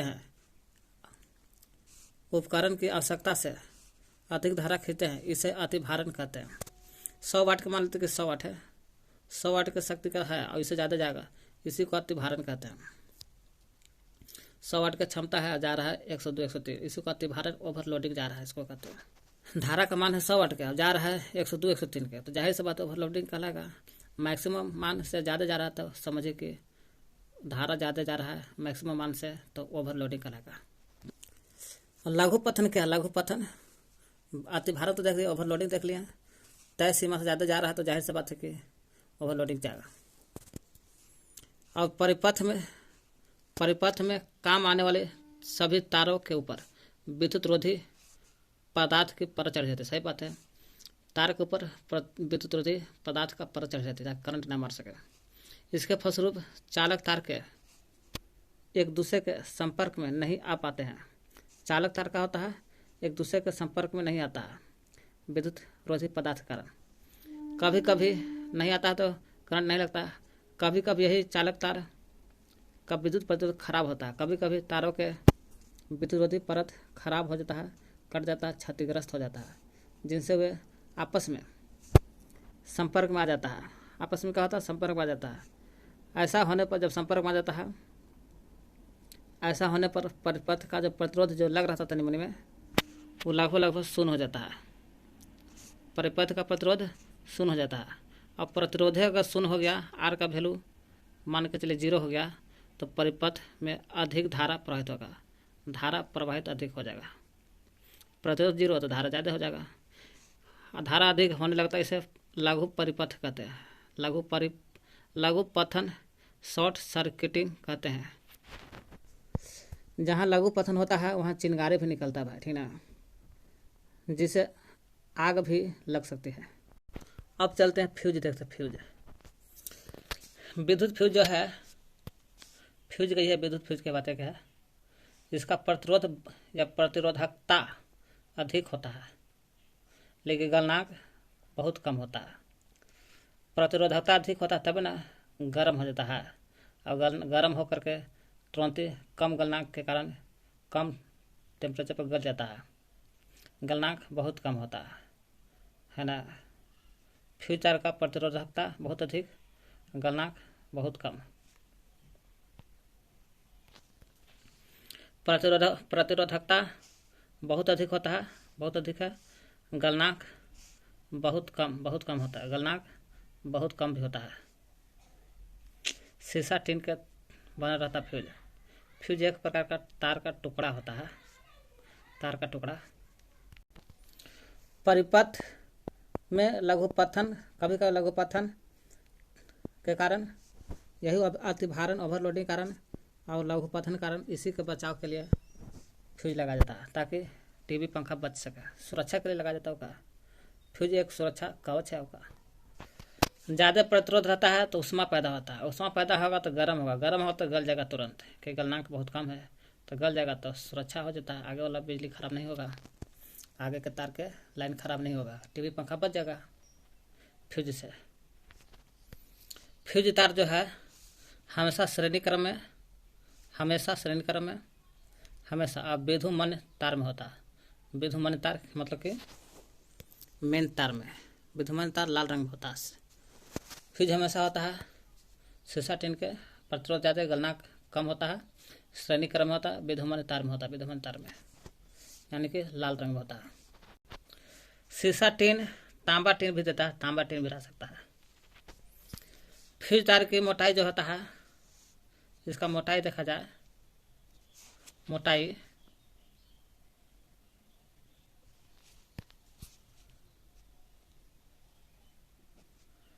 धारा के समानुपाती होता है। फ्यूज तार के जो मोटाई है धारा के समानुपाती लिखा है, ठीक ना। धारा बढ़ेगा तो मोटाई भी बढ़ना चाहिए। लंबाई और लंबाई के भी समानुपाती होता है। तो फ्यूज तार की मोटाई धारा और लंबाई पर निर्भर करता है। वही कह रहा 15 एम्पियर के परिपथ में फ्यूज का तार मोटा होता है। 15 एम्पियर का रहेगा तो मोटा, वह 15 एम्पियर का अनुमतांक रेटिंग का होता है। 15 एम्पियर का तो मोटा रहेगा, इसलिए 15 अनुमतांक रेटिंग का होता है। 5 एम्पियर के परिपथ में फ्यूज का तार पतला रहता है, तो पतला होने के कारण 5 एम्पियर अनुमतांक रेटिंग का होता है। फ्यूज हमेशा विद्युमान तार में और स्विच भी रहता है विद्युमान तार में हमेशा होता है। बाकी सिर्फ ऐसी है, लिखा है, पढ़ लीजिएगा कहानी की तरह।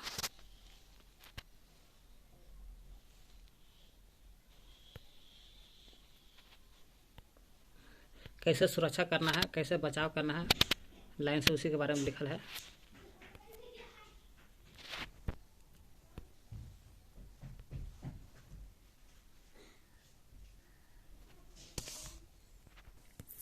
माइकल फैराडे के बारे में पढ़ लीजिए।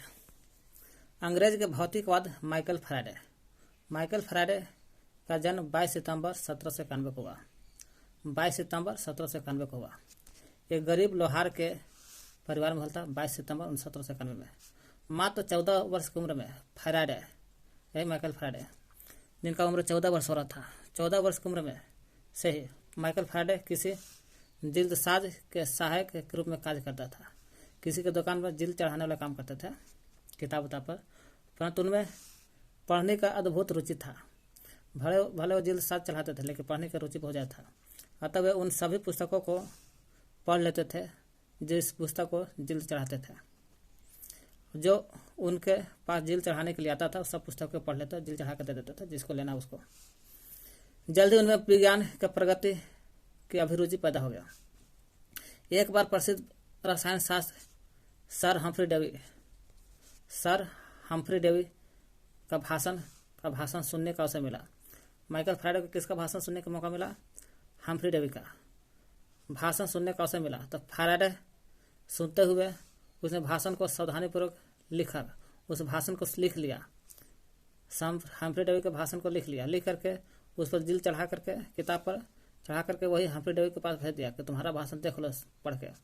डेवी ने हम्फ्री डेवी फैराडे में छपी प्रतिभा को पहचाना, देखा हम्फ्री डेवी इस तरह से लिखा है, डेवी हम्फ्री फैराडे लिखा इस तरह से। तो उन्होंने क्या किया, हम्फ्री डेवी ने फैराडे को अपनी प्रयोगशाला में काम करने के लिए बहाल करा दिया। तो जन्म होता 22 सितंबर 1791 में। 14 वर्ष की उम्र में फैराडे चल जाते हैं हम्फ्री डेवी के प्रयोगशाला में। अब 22 सितंबर 1491 में 14 वर्ष। अब आगे चलकर 1825 में डेवी के स्थान पर रॉयल्स इंस्टीट्यूट के निदेशक के पद पर आसीन हो गया। 1825 में क्या हो गया, डेवी के स्थान पर, है ना, प्रयोगशाला में, इन्हीं के प्रयोगशाला में जाते हैं माइकल फैराडे, और उनकी प्रयोगशाला में रॉयल इंस्टीट्यूट जो प्रयोगशाला था, यहीं के हम्फ्री डेवी 1825 में निदेशक रूप में पद पर बैठ जाते हैं। और विद्युत और चुंबकीय क्षेत्र में अनेक अनुसंधान किए। विद्युत में भी और चुंबकीय क्षेत्र में अनेक अनुसंधान किए, और तब जाके इनके विषय में बहुत सारा खोज भी किया। बेचारा 1825-67 आते 1997 में 1867 में 25 अगस्त को बेचारा 25 अगस्त 1867 को मृत्यु हो जाता है। 25 अगस्त 1867 को मृत्यु। 25 अगस्त 1867 को मृत्यु हो जाता है माइकल फैराडे को।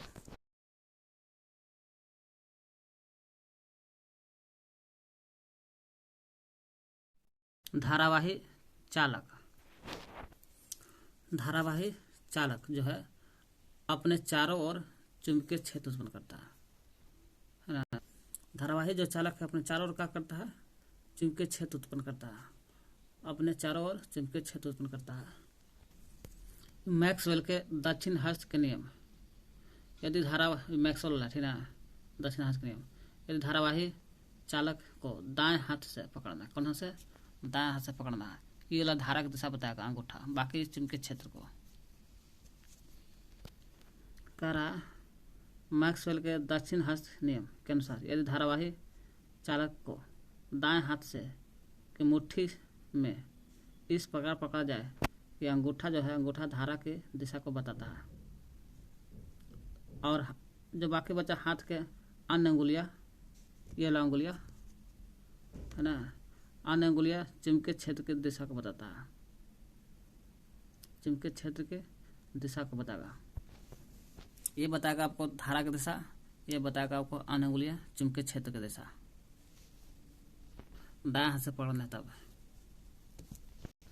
सीधी धारा, सीधी धारा के कारण है ना चुंबकीय क्षेत्र रेखाएं वृत्ताकार होती है, वृत्ताकार होती है। देखिए सीधी सीधी धारा निकलती है, इसके कारण चुंबकीय क्षेत्र जितना रखा है सब वृत्ताकार से होती है। देखिए सीधी है, इधर से निकला इधर हो गया तो वृत्ताकार टाइप पर बन गया। और सीधी रेखा निकलता है ठीक ना हमेशा, जो वृत्ताकार बन जाता है। वही सीधी धारा के कारण चुंबकीय क्षेत्र रेखा जितना है, चुंबकीय क्षेत्र जो रेखा है सब वृत्ताकार हो जाती है, जिनके केंद्र धारावाही तार पर होते हैं। केंद्र कहाँ होता है, धारावाही तार पर निर्भर रहता है। विद्युत रोधी चालक, विद्युत रोधी चालक तार की लंबी बेलनाकार कुंडली को परिनालिका कहते हैं, है ना। परिनालिका देख रहे हैं, विद्युत रोधी रहता है, चालक रहता है। वही विद्युत रोधी चालक पर तार के लंबा लंबा और बेलनाकार कुंडली का तार लपटा जाता है, जिसको कहते हैं परिनालिका। परिनालिका जिस पदार्थ पर लपटी जाती है उसे क्रोड कहते हैं। जिस पदार्थ पर लिपटी रहता ना है, वो जो लिपटा रहता है, जेकरा पर रहता है परिनालिका लिपटल, ओका कहते हैं क्रोड। देखिए जिस पदार्थ पर इसको पूरा इस विद्युतरोधी पदार्थ है, एक पर लंबा लंबा तार लपटा रहता है बेलनाकार टाइप पर, इसको कहते हैं परिनालिका। और जेका पर तारा जो लपटल है, जिस पदार्थ पर लपटल है, इस पदार्थ को बोलते हैं क्रोड। यहाँ पर है कि जिस पदार्थ पर लपटल है जगह नरम लोहे का क्रोड कहते हैं। अब नरम लोहे का क्रोड को बना देता है विद्युत चुंबक।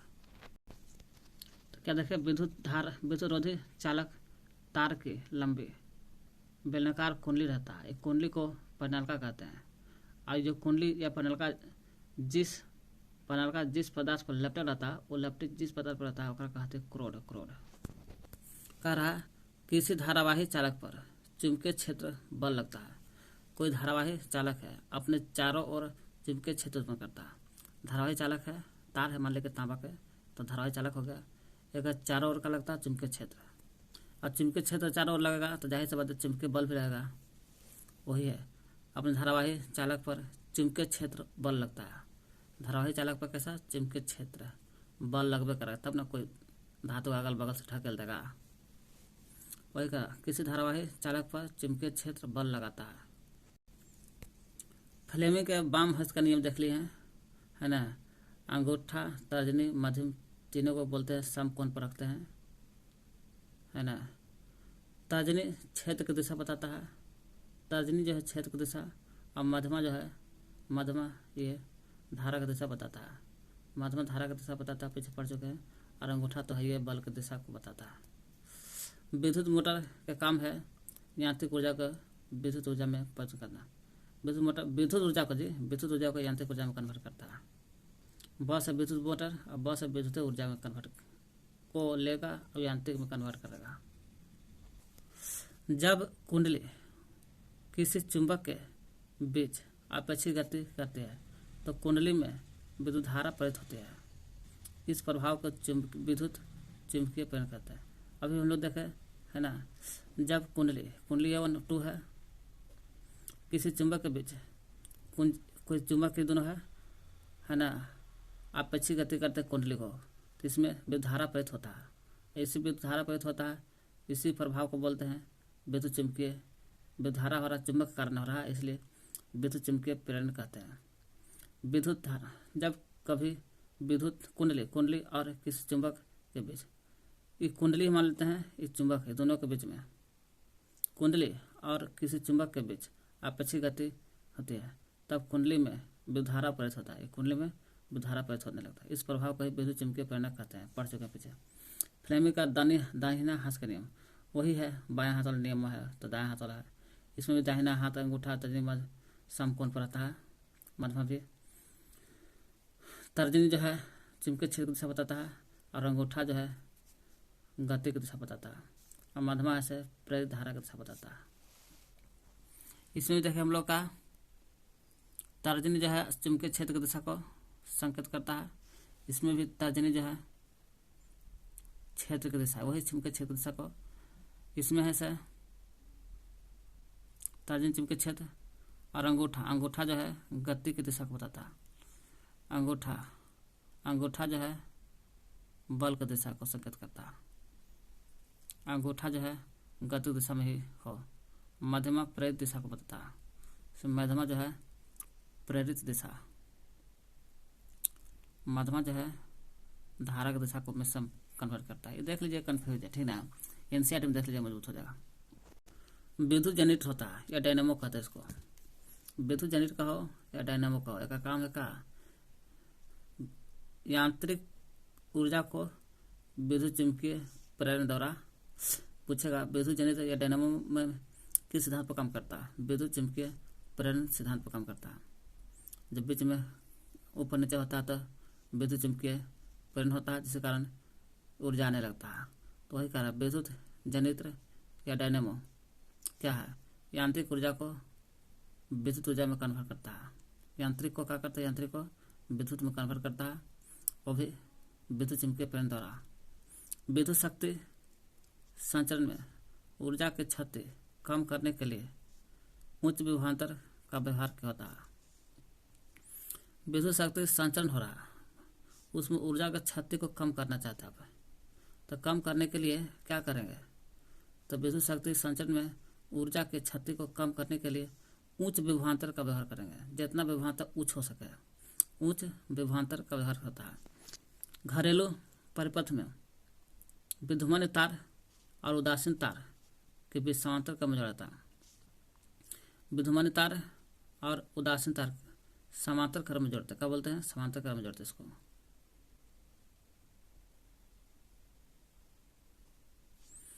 विद्युमान तार और उदासीन तार दोनों के बीच में क्या बोलते हैं? समांतर क्रम में जोड़ते हैं। स्विच और फ्यूज हमेशा विद्युमान तार के बीच में लगाते हैं। विद्युमान तार जो लाल रंग का होता है, इसी को लाइव वायर बोलते हैं। लाइव वायर, स्विच और फ्यूज कुछ जो होता है विद्युमान तार के बीच में होता है। विद्युत परिपथ का अतिभारण लघुपतन से बचाव के लिए सबसे आवश्यक सुरक्षित फ्यूज होता है। विद्युत परिपथ को अतिभारण से भी, अतिभारण में ओवरलोड हो जाता है, और लघुपतन है ना से बचाव के लिए फ्यूज चाहिए। फ्यूज सही उत्तर के लिए क ख चुनना है। किसी सीधे चालक में, कोई सीधा चालक है, मान लें कि चालक सीधा है, किसी सीधे चालक में धारा की दिशा और उसके संबंध चुंबकीय क्षेत्र की दिशा किस नियम से ज्ञात किए थे?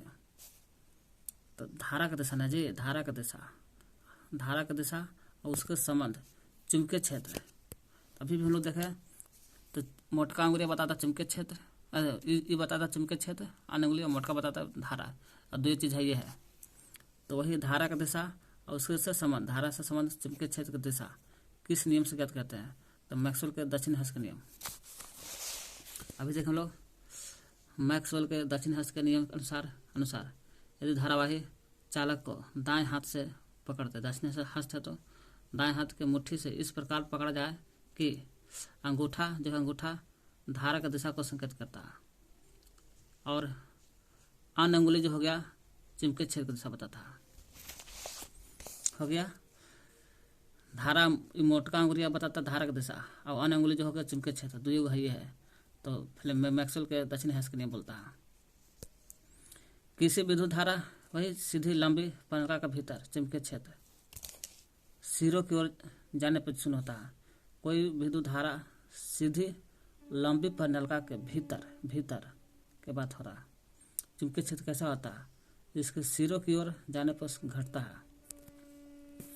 कोई भी धारा है, धारावाही तार है, मान लेके सीधी और लंबी पैनलिका है, पैनलिका पर लेप्टल पूरा तार है ना, पूरा तार लेप्टल है।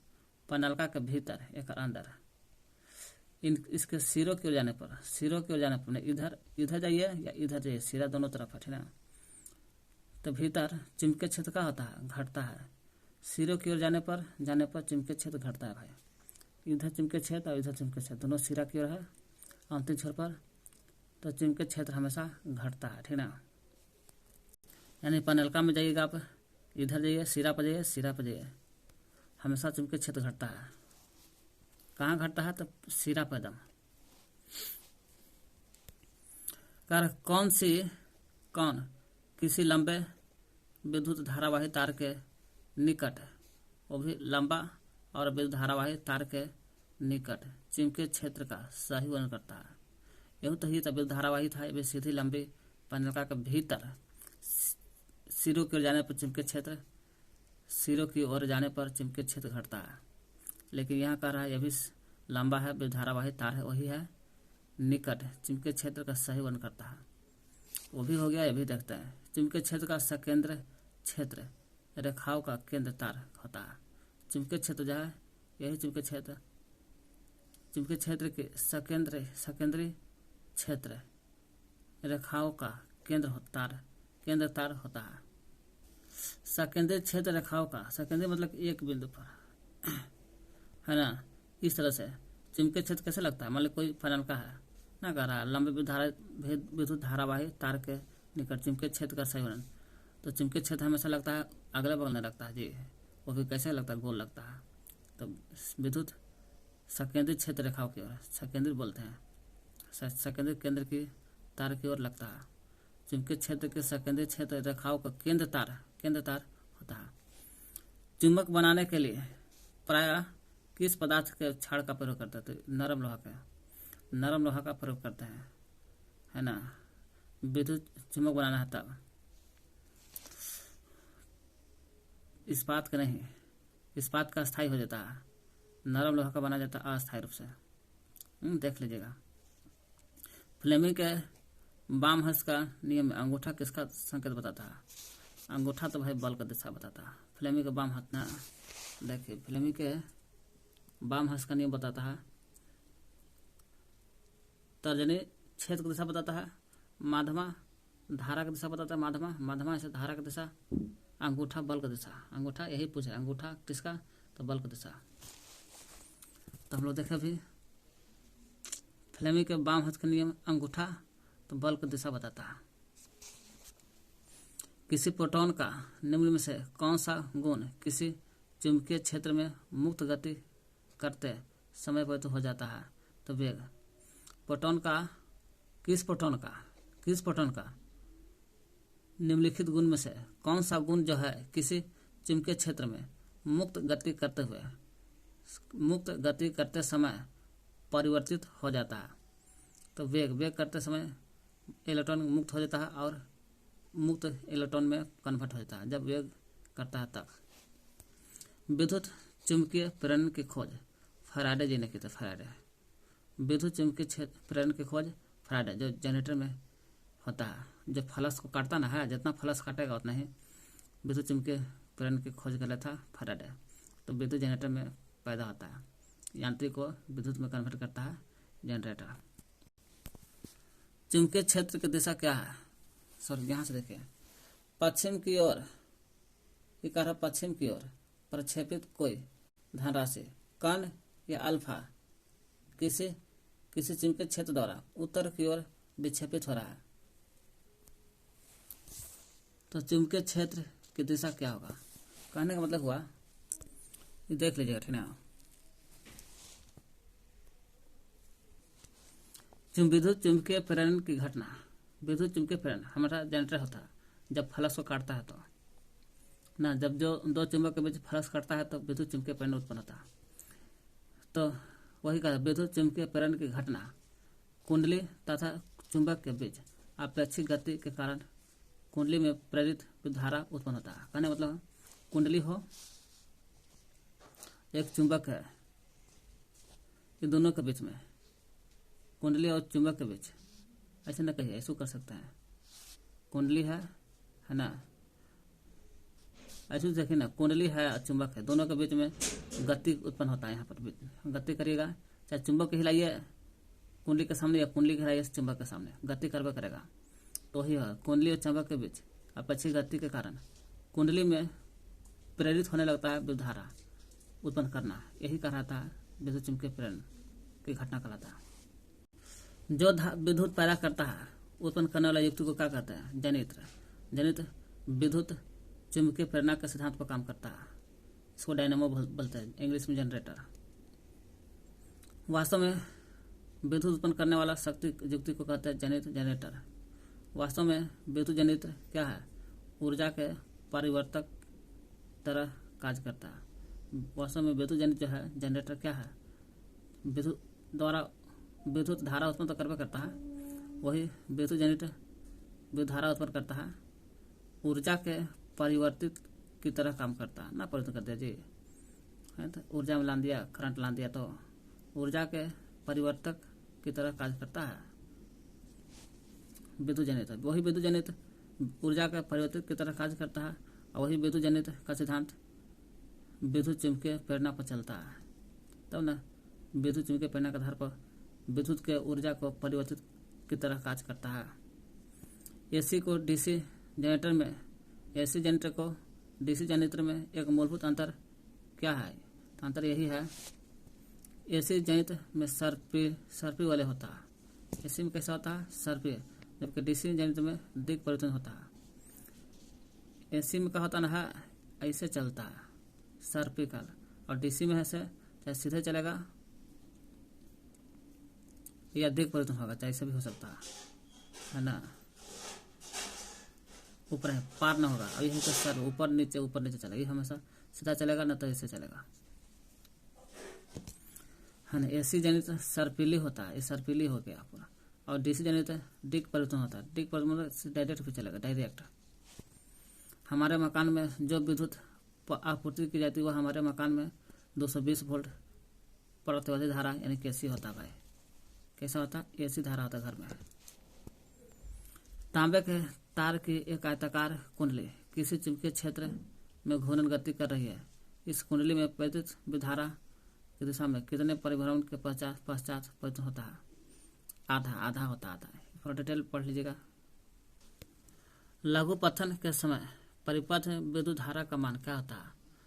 लघु पथन में कहते हैं लघु पथन के समय परिपथ में विद्युत धारा का मान बहुत ज़्यादा होता है। अब विद्युत धारा का मान बढ़ जाता है, इसलिए फ्यूज लगाया जाता है, बहुत अधिक बढ़ जाता है। परिपथ में काम आने वाले सभी तारों के ऊपर विद्युत रोधी पदार्थ की परत चढ़ाता है, सुरक्षा के लिए सही बात है।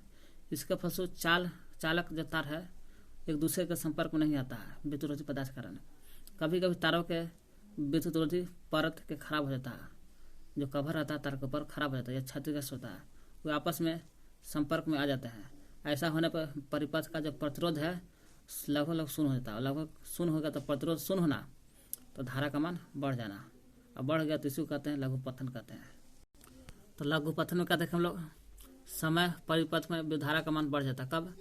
प्रतिरोध इस समय क्या होता है? इसमें प्रतिरोध शून्य हो जाता है और धारा है ना मैक्सिमम हो जाता है। प्रतिरोध विद्युत धारा का मान बहुत अधिक बढ़ जाता है। घरेलू उपयोग के लिए विद्युत की आपूर्ति होती है। 220 वोल्ट चाहिए, 50 हर्ट्ज चाहिए, 220 वोल्ट या 50 हर्ट्ज। घरेलू वायरिंग में 3 तार होते हैं। कौन कौन? गर्म जीवित कहते हैं, ठंडा उदासीन कहते हैं, भूयोजित होते हैं। इन तारों के रंग होते हैं कैसा? गर्म जो होता है जीवित रहता है, जिसको विद्युमान तार कहते हैं, लाल रंग का होता है। विद्युमान तार गर्म जीवित कहते हैं, जिसको लाल है। ठंडा उदासीन जो कहता है वो काला होता है। तो ठंडा, इस आदमी ठंडा होकर काले हो जाता है। अब अर्थ होता है जो हरा होता है, हरा है ना। अर्थ मैंने पृथ्वी, भूयोजित घास होता है हरे। अर्थ भूयोजित मैंने भूमि पर घास हरे न होता, हरा, इसलिए हरा होता है। स्विच लगाए जाते हैं गर्म तार में, यानी कि विद्युन्मानी तार में बोल सकते हैं। अब गर्म तार को बोला जाता है जीवित ठंडा। गर्म तार तो जीवित बोलते हैं, लाल रंग का होता है। विद्युत फ्यूज दुर्घटना से रक्षा करता है, लघुपथन अतिभरण दोनों के लिए, ओवरलोडिंग में भी और लघुपथन है ना में भी। विद्युत फ्यूज आधारित है विद्युतधारा के उसमें प्रभाव पर। विद्युतधारा के उसमें प्रभाव पर आधारित है विद्युत फ्यूज। जितना प्रतिरोध बढ़ता है विद्युत फ्यूज जो है विद्युतधारा के उसमें प्रभाव का बोलता है। प्रतिरोध बढ़ेगा तो उसमें प्रभाव बढ़ेगा, उसमें प्रभाव बढ़ेगा तो फ्यूज गल जाएगा, जबकि उसका गलनांक क्या होता है, ऊंच होता है। इसलिए विद्युत फ्यूज विद्युतधारा के उसमें प्रभाव पर आधारित है। विद्युत परिपथ में विद्युत फ्यूज जोड़ा जाता है। तो विद्युत फ्यूज जोड़िए, कुछ जोड़िए विद्युन्मानी तार में, गर्म तार में जोड़ते हैं, गर्म तार में जो लाइव तार कहते हैं इसको। अगला विद्युतधारा का चुंबकीय प्रभाव, ऑस्टेड ने सबसे पहले खोज निकाला था। विद्युतधारा का जो चुंबकीय प्रभाव होता है, विद्युतधारा में, करंट में चुंबकीय प्रभाव पैदा होने लगता है, ऐसा ऑस्टेड ने सबसे पहले बताया था। फैराडे ने प्रयोग द्वारा सबसे पहले सिद्ध किया कि किसी धारावाही चालक पर चुंबकीय क्षेत्र बल लगता है ना। ये तो बोला कि विद्युतधारा का चुंबकीय प्रभाव, ये तो विद्युतधारा जब गुजरेगा ना तो अगल बगल चुंबकीय प्रभाव पैदा होगा, और ऑस्टेड बोलता है। लेकिन फैराडे बोलता है कि यही सबसे पहले सिद्ध करता है कि धारावाही चालक पर चुंबकीय क्षेत्र पर लगता है, चुंबकीय क्षेत्र चारों तरफ क्षेत्र में बल लगता है। फैराडे ने प्रयोग द्वारा सर्वप्रथम सिद्ध किया, क्या किया कि किसी धारावाही चालक पर चुंबकीय क्षेत्र बल लगता है।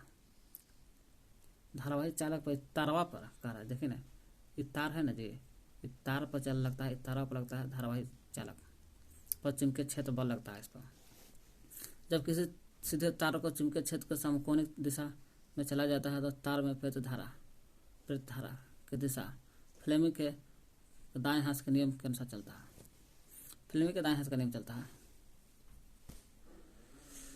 डायनामो यांत्रिक ऊर्जा को विद्युत में कन्वर्ट करता है। विद्युन्मानी तार सामान्यतः लाल रंग का होता है और जीवित कहते हैं इसको। स्विच सब लगता है में। विद्युत उपकरण का धातु आवरण भूत तार से जोड़ा जाता है। विद्युत उपकरण का धातु है, धातु आवरण भूत तार से जोड़ा जाता है। धातु आवरण जो है भूत तार से जोड़ना जरूरी है। अतिभारण से सुरक्षा के लिए विद्युत परिपथ में फ्यूज लगाया जाता है ताकि अतिभारण से सुरक्षा हो सके। संचरण के क्रम में ऊर्जा की हानि को कम करने के लिए विद्युत पावर स्टेशन से उच्च ऊर्जा विभवांतर पर भेजे जाते हैं। संचरण के क्रम में ऊर्जा को हानि को कम करने के लिए विद्युत पावर स्टेशन देखे हैं, वहाँ उच्च ऊर्जा उच्च विभवांतर पर भेजी जाती है ताकि हानि कम हो सके। दिक् परिवर्तन में डीसी दिक् परिवर्तन युक्त जनरेटर डीसी धारा उत्पन्न करते हैं। घरेलू वायरिंग में स्विच विद्युन्मानी तार से जोड़ा जाता है। स्विच जो है विद्युन्मानी तार लाल रंग में जोड़ा जाता है। सही गलत का चयन करना है। विद्युत चुंबक विद्युत धारा चुंबकीय क्षेत्र उत्पन्न करता है, तो हाँ भाई विद्युत धारा है तो भाई चुंबकीय क्षेत्र उत्पन्न करता है। ऐसा बात कौन बोला था? विद्युत धारा जो है चुंबकीय प्रभाव, यह चुंबकीय क्षेत्र पैदा करता है। नहीं, चुंबकीय प्रभाव ऑस्टेड ने सबसे पहले खोज निकाला था। विद्युत धारा का चुंबकीय प्रभाव कहेगा ना, चुंबकीय प्रभाव ऑस्टेड ने बताया था सबसे पहले। यही फैराडे ने बताया था, प्रयोग द्वारा सिद्ध किया कि सर्वप्रथम सिद्ध किया, सबसे पहले बताया ऑस्टेड चुंबकीय प्रभाव, लेकिन सिद्ध किया था कि धारावाही चालक पर जो तार है, तार पर चुंबकीय क्षेत्र बल लगता है। यहाँ विद्युत धारा चुंबकीय क्षेत्र उत्पन्न करता है और सिद्ध किया था फैराडे ने इसको। जब एक धारावाही चालक को चुंबकीय क्षेत्र में रखा जाता है तो उस पर कोई बल कार्य नहीं करता। भाई धारावाही चालक है, यह भी धारावाही चालक है और चुंबकीय क्षेत्र पर रखा जाता है और एक उठा कर चुंबकीय क्षेत्र पर रखते हैं, उस पर कोई बल ना काम करेगा। क्योंकि धारावाही चालक वो भी करंट है, उसे वो भी विद्युत धारा पैदा करेगा। और वह चुंबक क्षेत्र जाकर तारों पर रख दीजिएगा तो कोई बल काम नहीं करेगा, उस पर कोई बल कार्य नहीं करता। तो ऐसा सही बात है? तो ऐसा ये बोल रहा है कि गलत होगा, जबकि पैदा करता है ना। जब करंट जाएगा एगो तार लान देगा पर चढ़ा दीजिए इसे, तो जाहिर सी बात है पैदा करता है, दोनों भाग जाएगा एक दूसरे से इधर उधर। तो ये बोल रहा है कोई बल नहीं कार्य लगता है, तो गलत बोला ना। समान प्रकृति के चुंबकीय ध्रुव एक दूसरे को आकर्षित करता है, आकर्षित नहीं कर समान करता तो विकर्षित, जबकि असमान एक दूसरे के प्रतिकर्षित करता है, गलत बात बोल रहा है। दिक पर डीसी मोटर की कुंडली में धारा की दिशा को बदलता है। तो हाँ, दिक परिवर्तन जो है डीसी मोटर की कुंडली में धारा की दिशा को चेंज करता है, इसे कहते हैं डीसी। विद्युत जनित एक युक्ति है, हाँ ये है, जो विद्युत ऊर्जा को यंत्र परिवर्तित करता है, सही बात है। धारावाही सीधे चालक के कारण उत्पन्न चुंबकीय क्षेत्र में धारा की दिशा और उससे जुड़े चुंबकीय क्षेत्र की दिशा, धारा से जुड़े चुंबकीय क्षेत्र की दिशा मैक्सवेल के दक्षिण हस्त के नियम से मिलता है। तो हाँ, धारावाही सीधा चालक है के कारण उत्पन्न विद्युत चुंबकीय क्षेत्र है और धारा है, दो को तहिए है, चुंबकीय क्षेत्र और धारा की दिशा। यही चुंबकीय क्षेत्र और धारा की दिशा से जुड़े चुंबकीय क्षेत्र की दिशा मैक्सवेल के दक्षिणी हस्त के नियम से मिलता है। हाँ, घरों में विद्युत परिपथ लगाने के लिए विद्युत आपूर्ति का जो तार पृथ्वी के संपर्क में रहता है उसे अर्धवाहक या भूतारक कहते हैं। तो हाँ, हरे विद्युरोधन वाला तार पर विद्युमान तार होता नहीं, लाल रंग का होता है विद्युमान, हरा होता है अर्थ तार जो पृथ्वी के संपर्क में रहता है।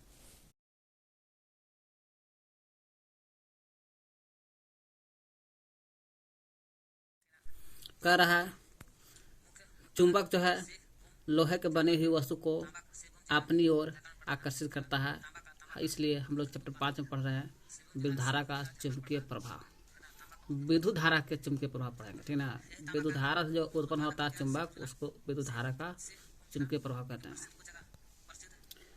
इसमें एक जो चुंबक का आकर्षण बल चुंबक के सिरों के निकट का वह बिंदु, सिरा माने अंतिम बिंदु, अंतिम सिरा लास्ट चीज को, सिरा का वह अंतिम बिंदु जहाँ चुंबक का आकर्षण बल ज्यादा रहता है। चुंबक का आकर्षण बल इस पॉइंट पर और इस पॉइंट पर ज्यादा रहता है, इसलिए चुंबक का अंतिम छोर पर, अंतिम सिरा पर चुंबक का आकर्षण बल ज्यादा रहता है।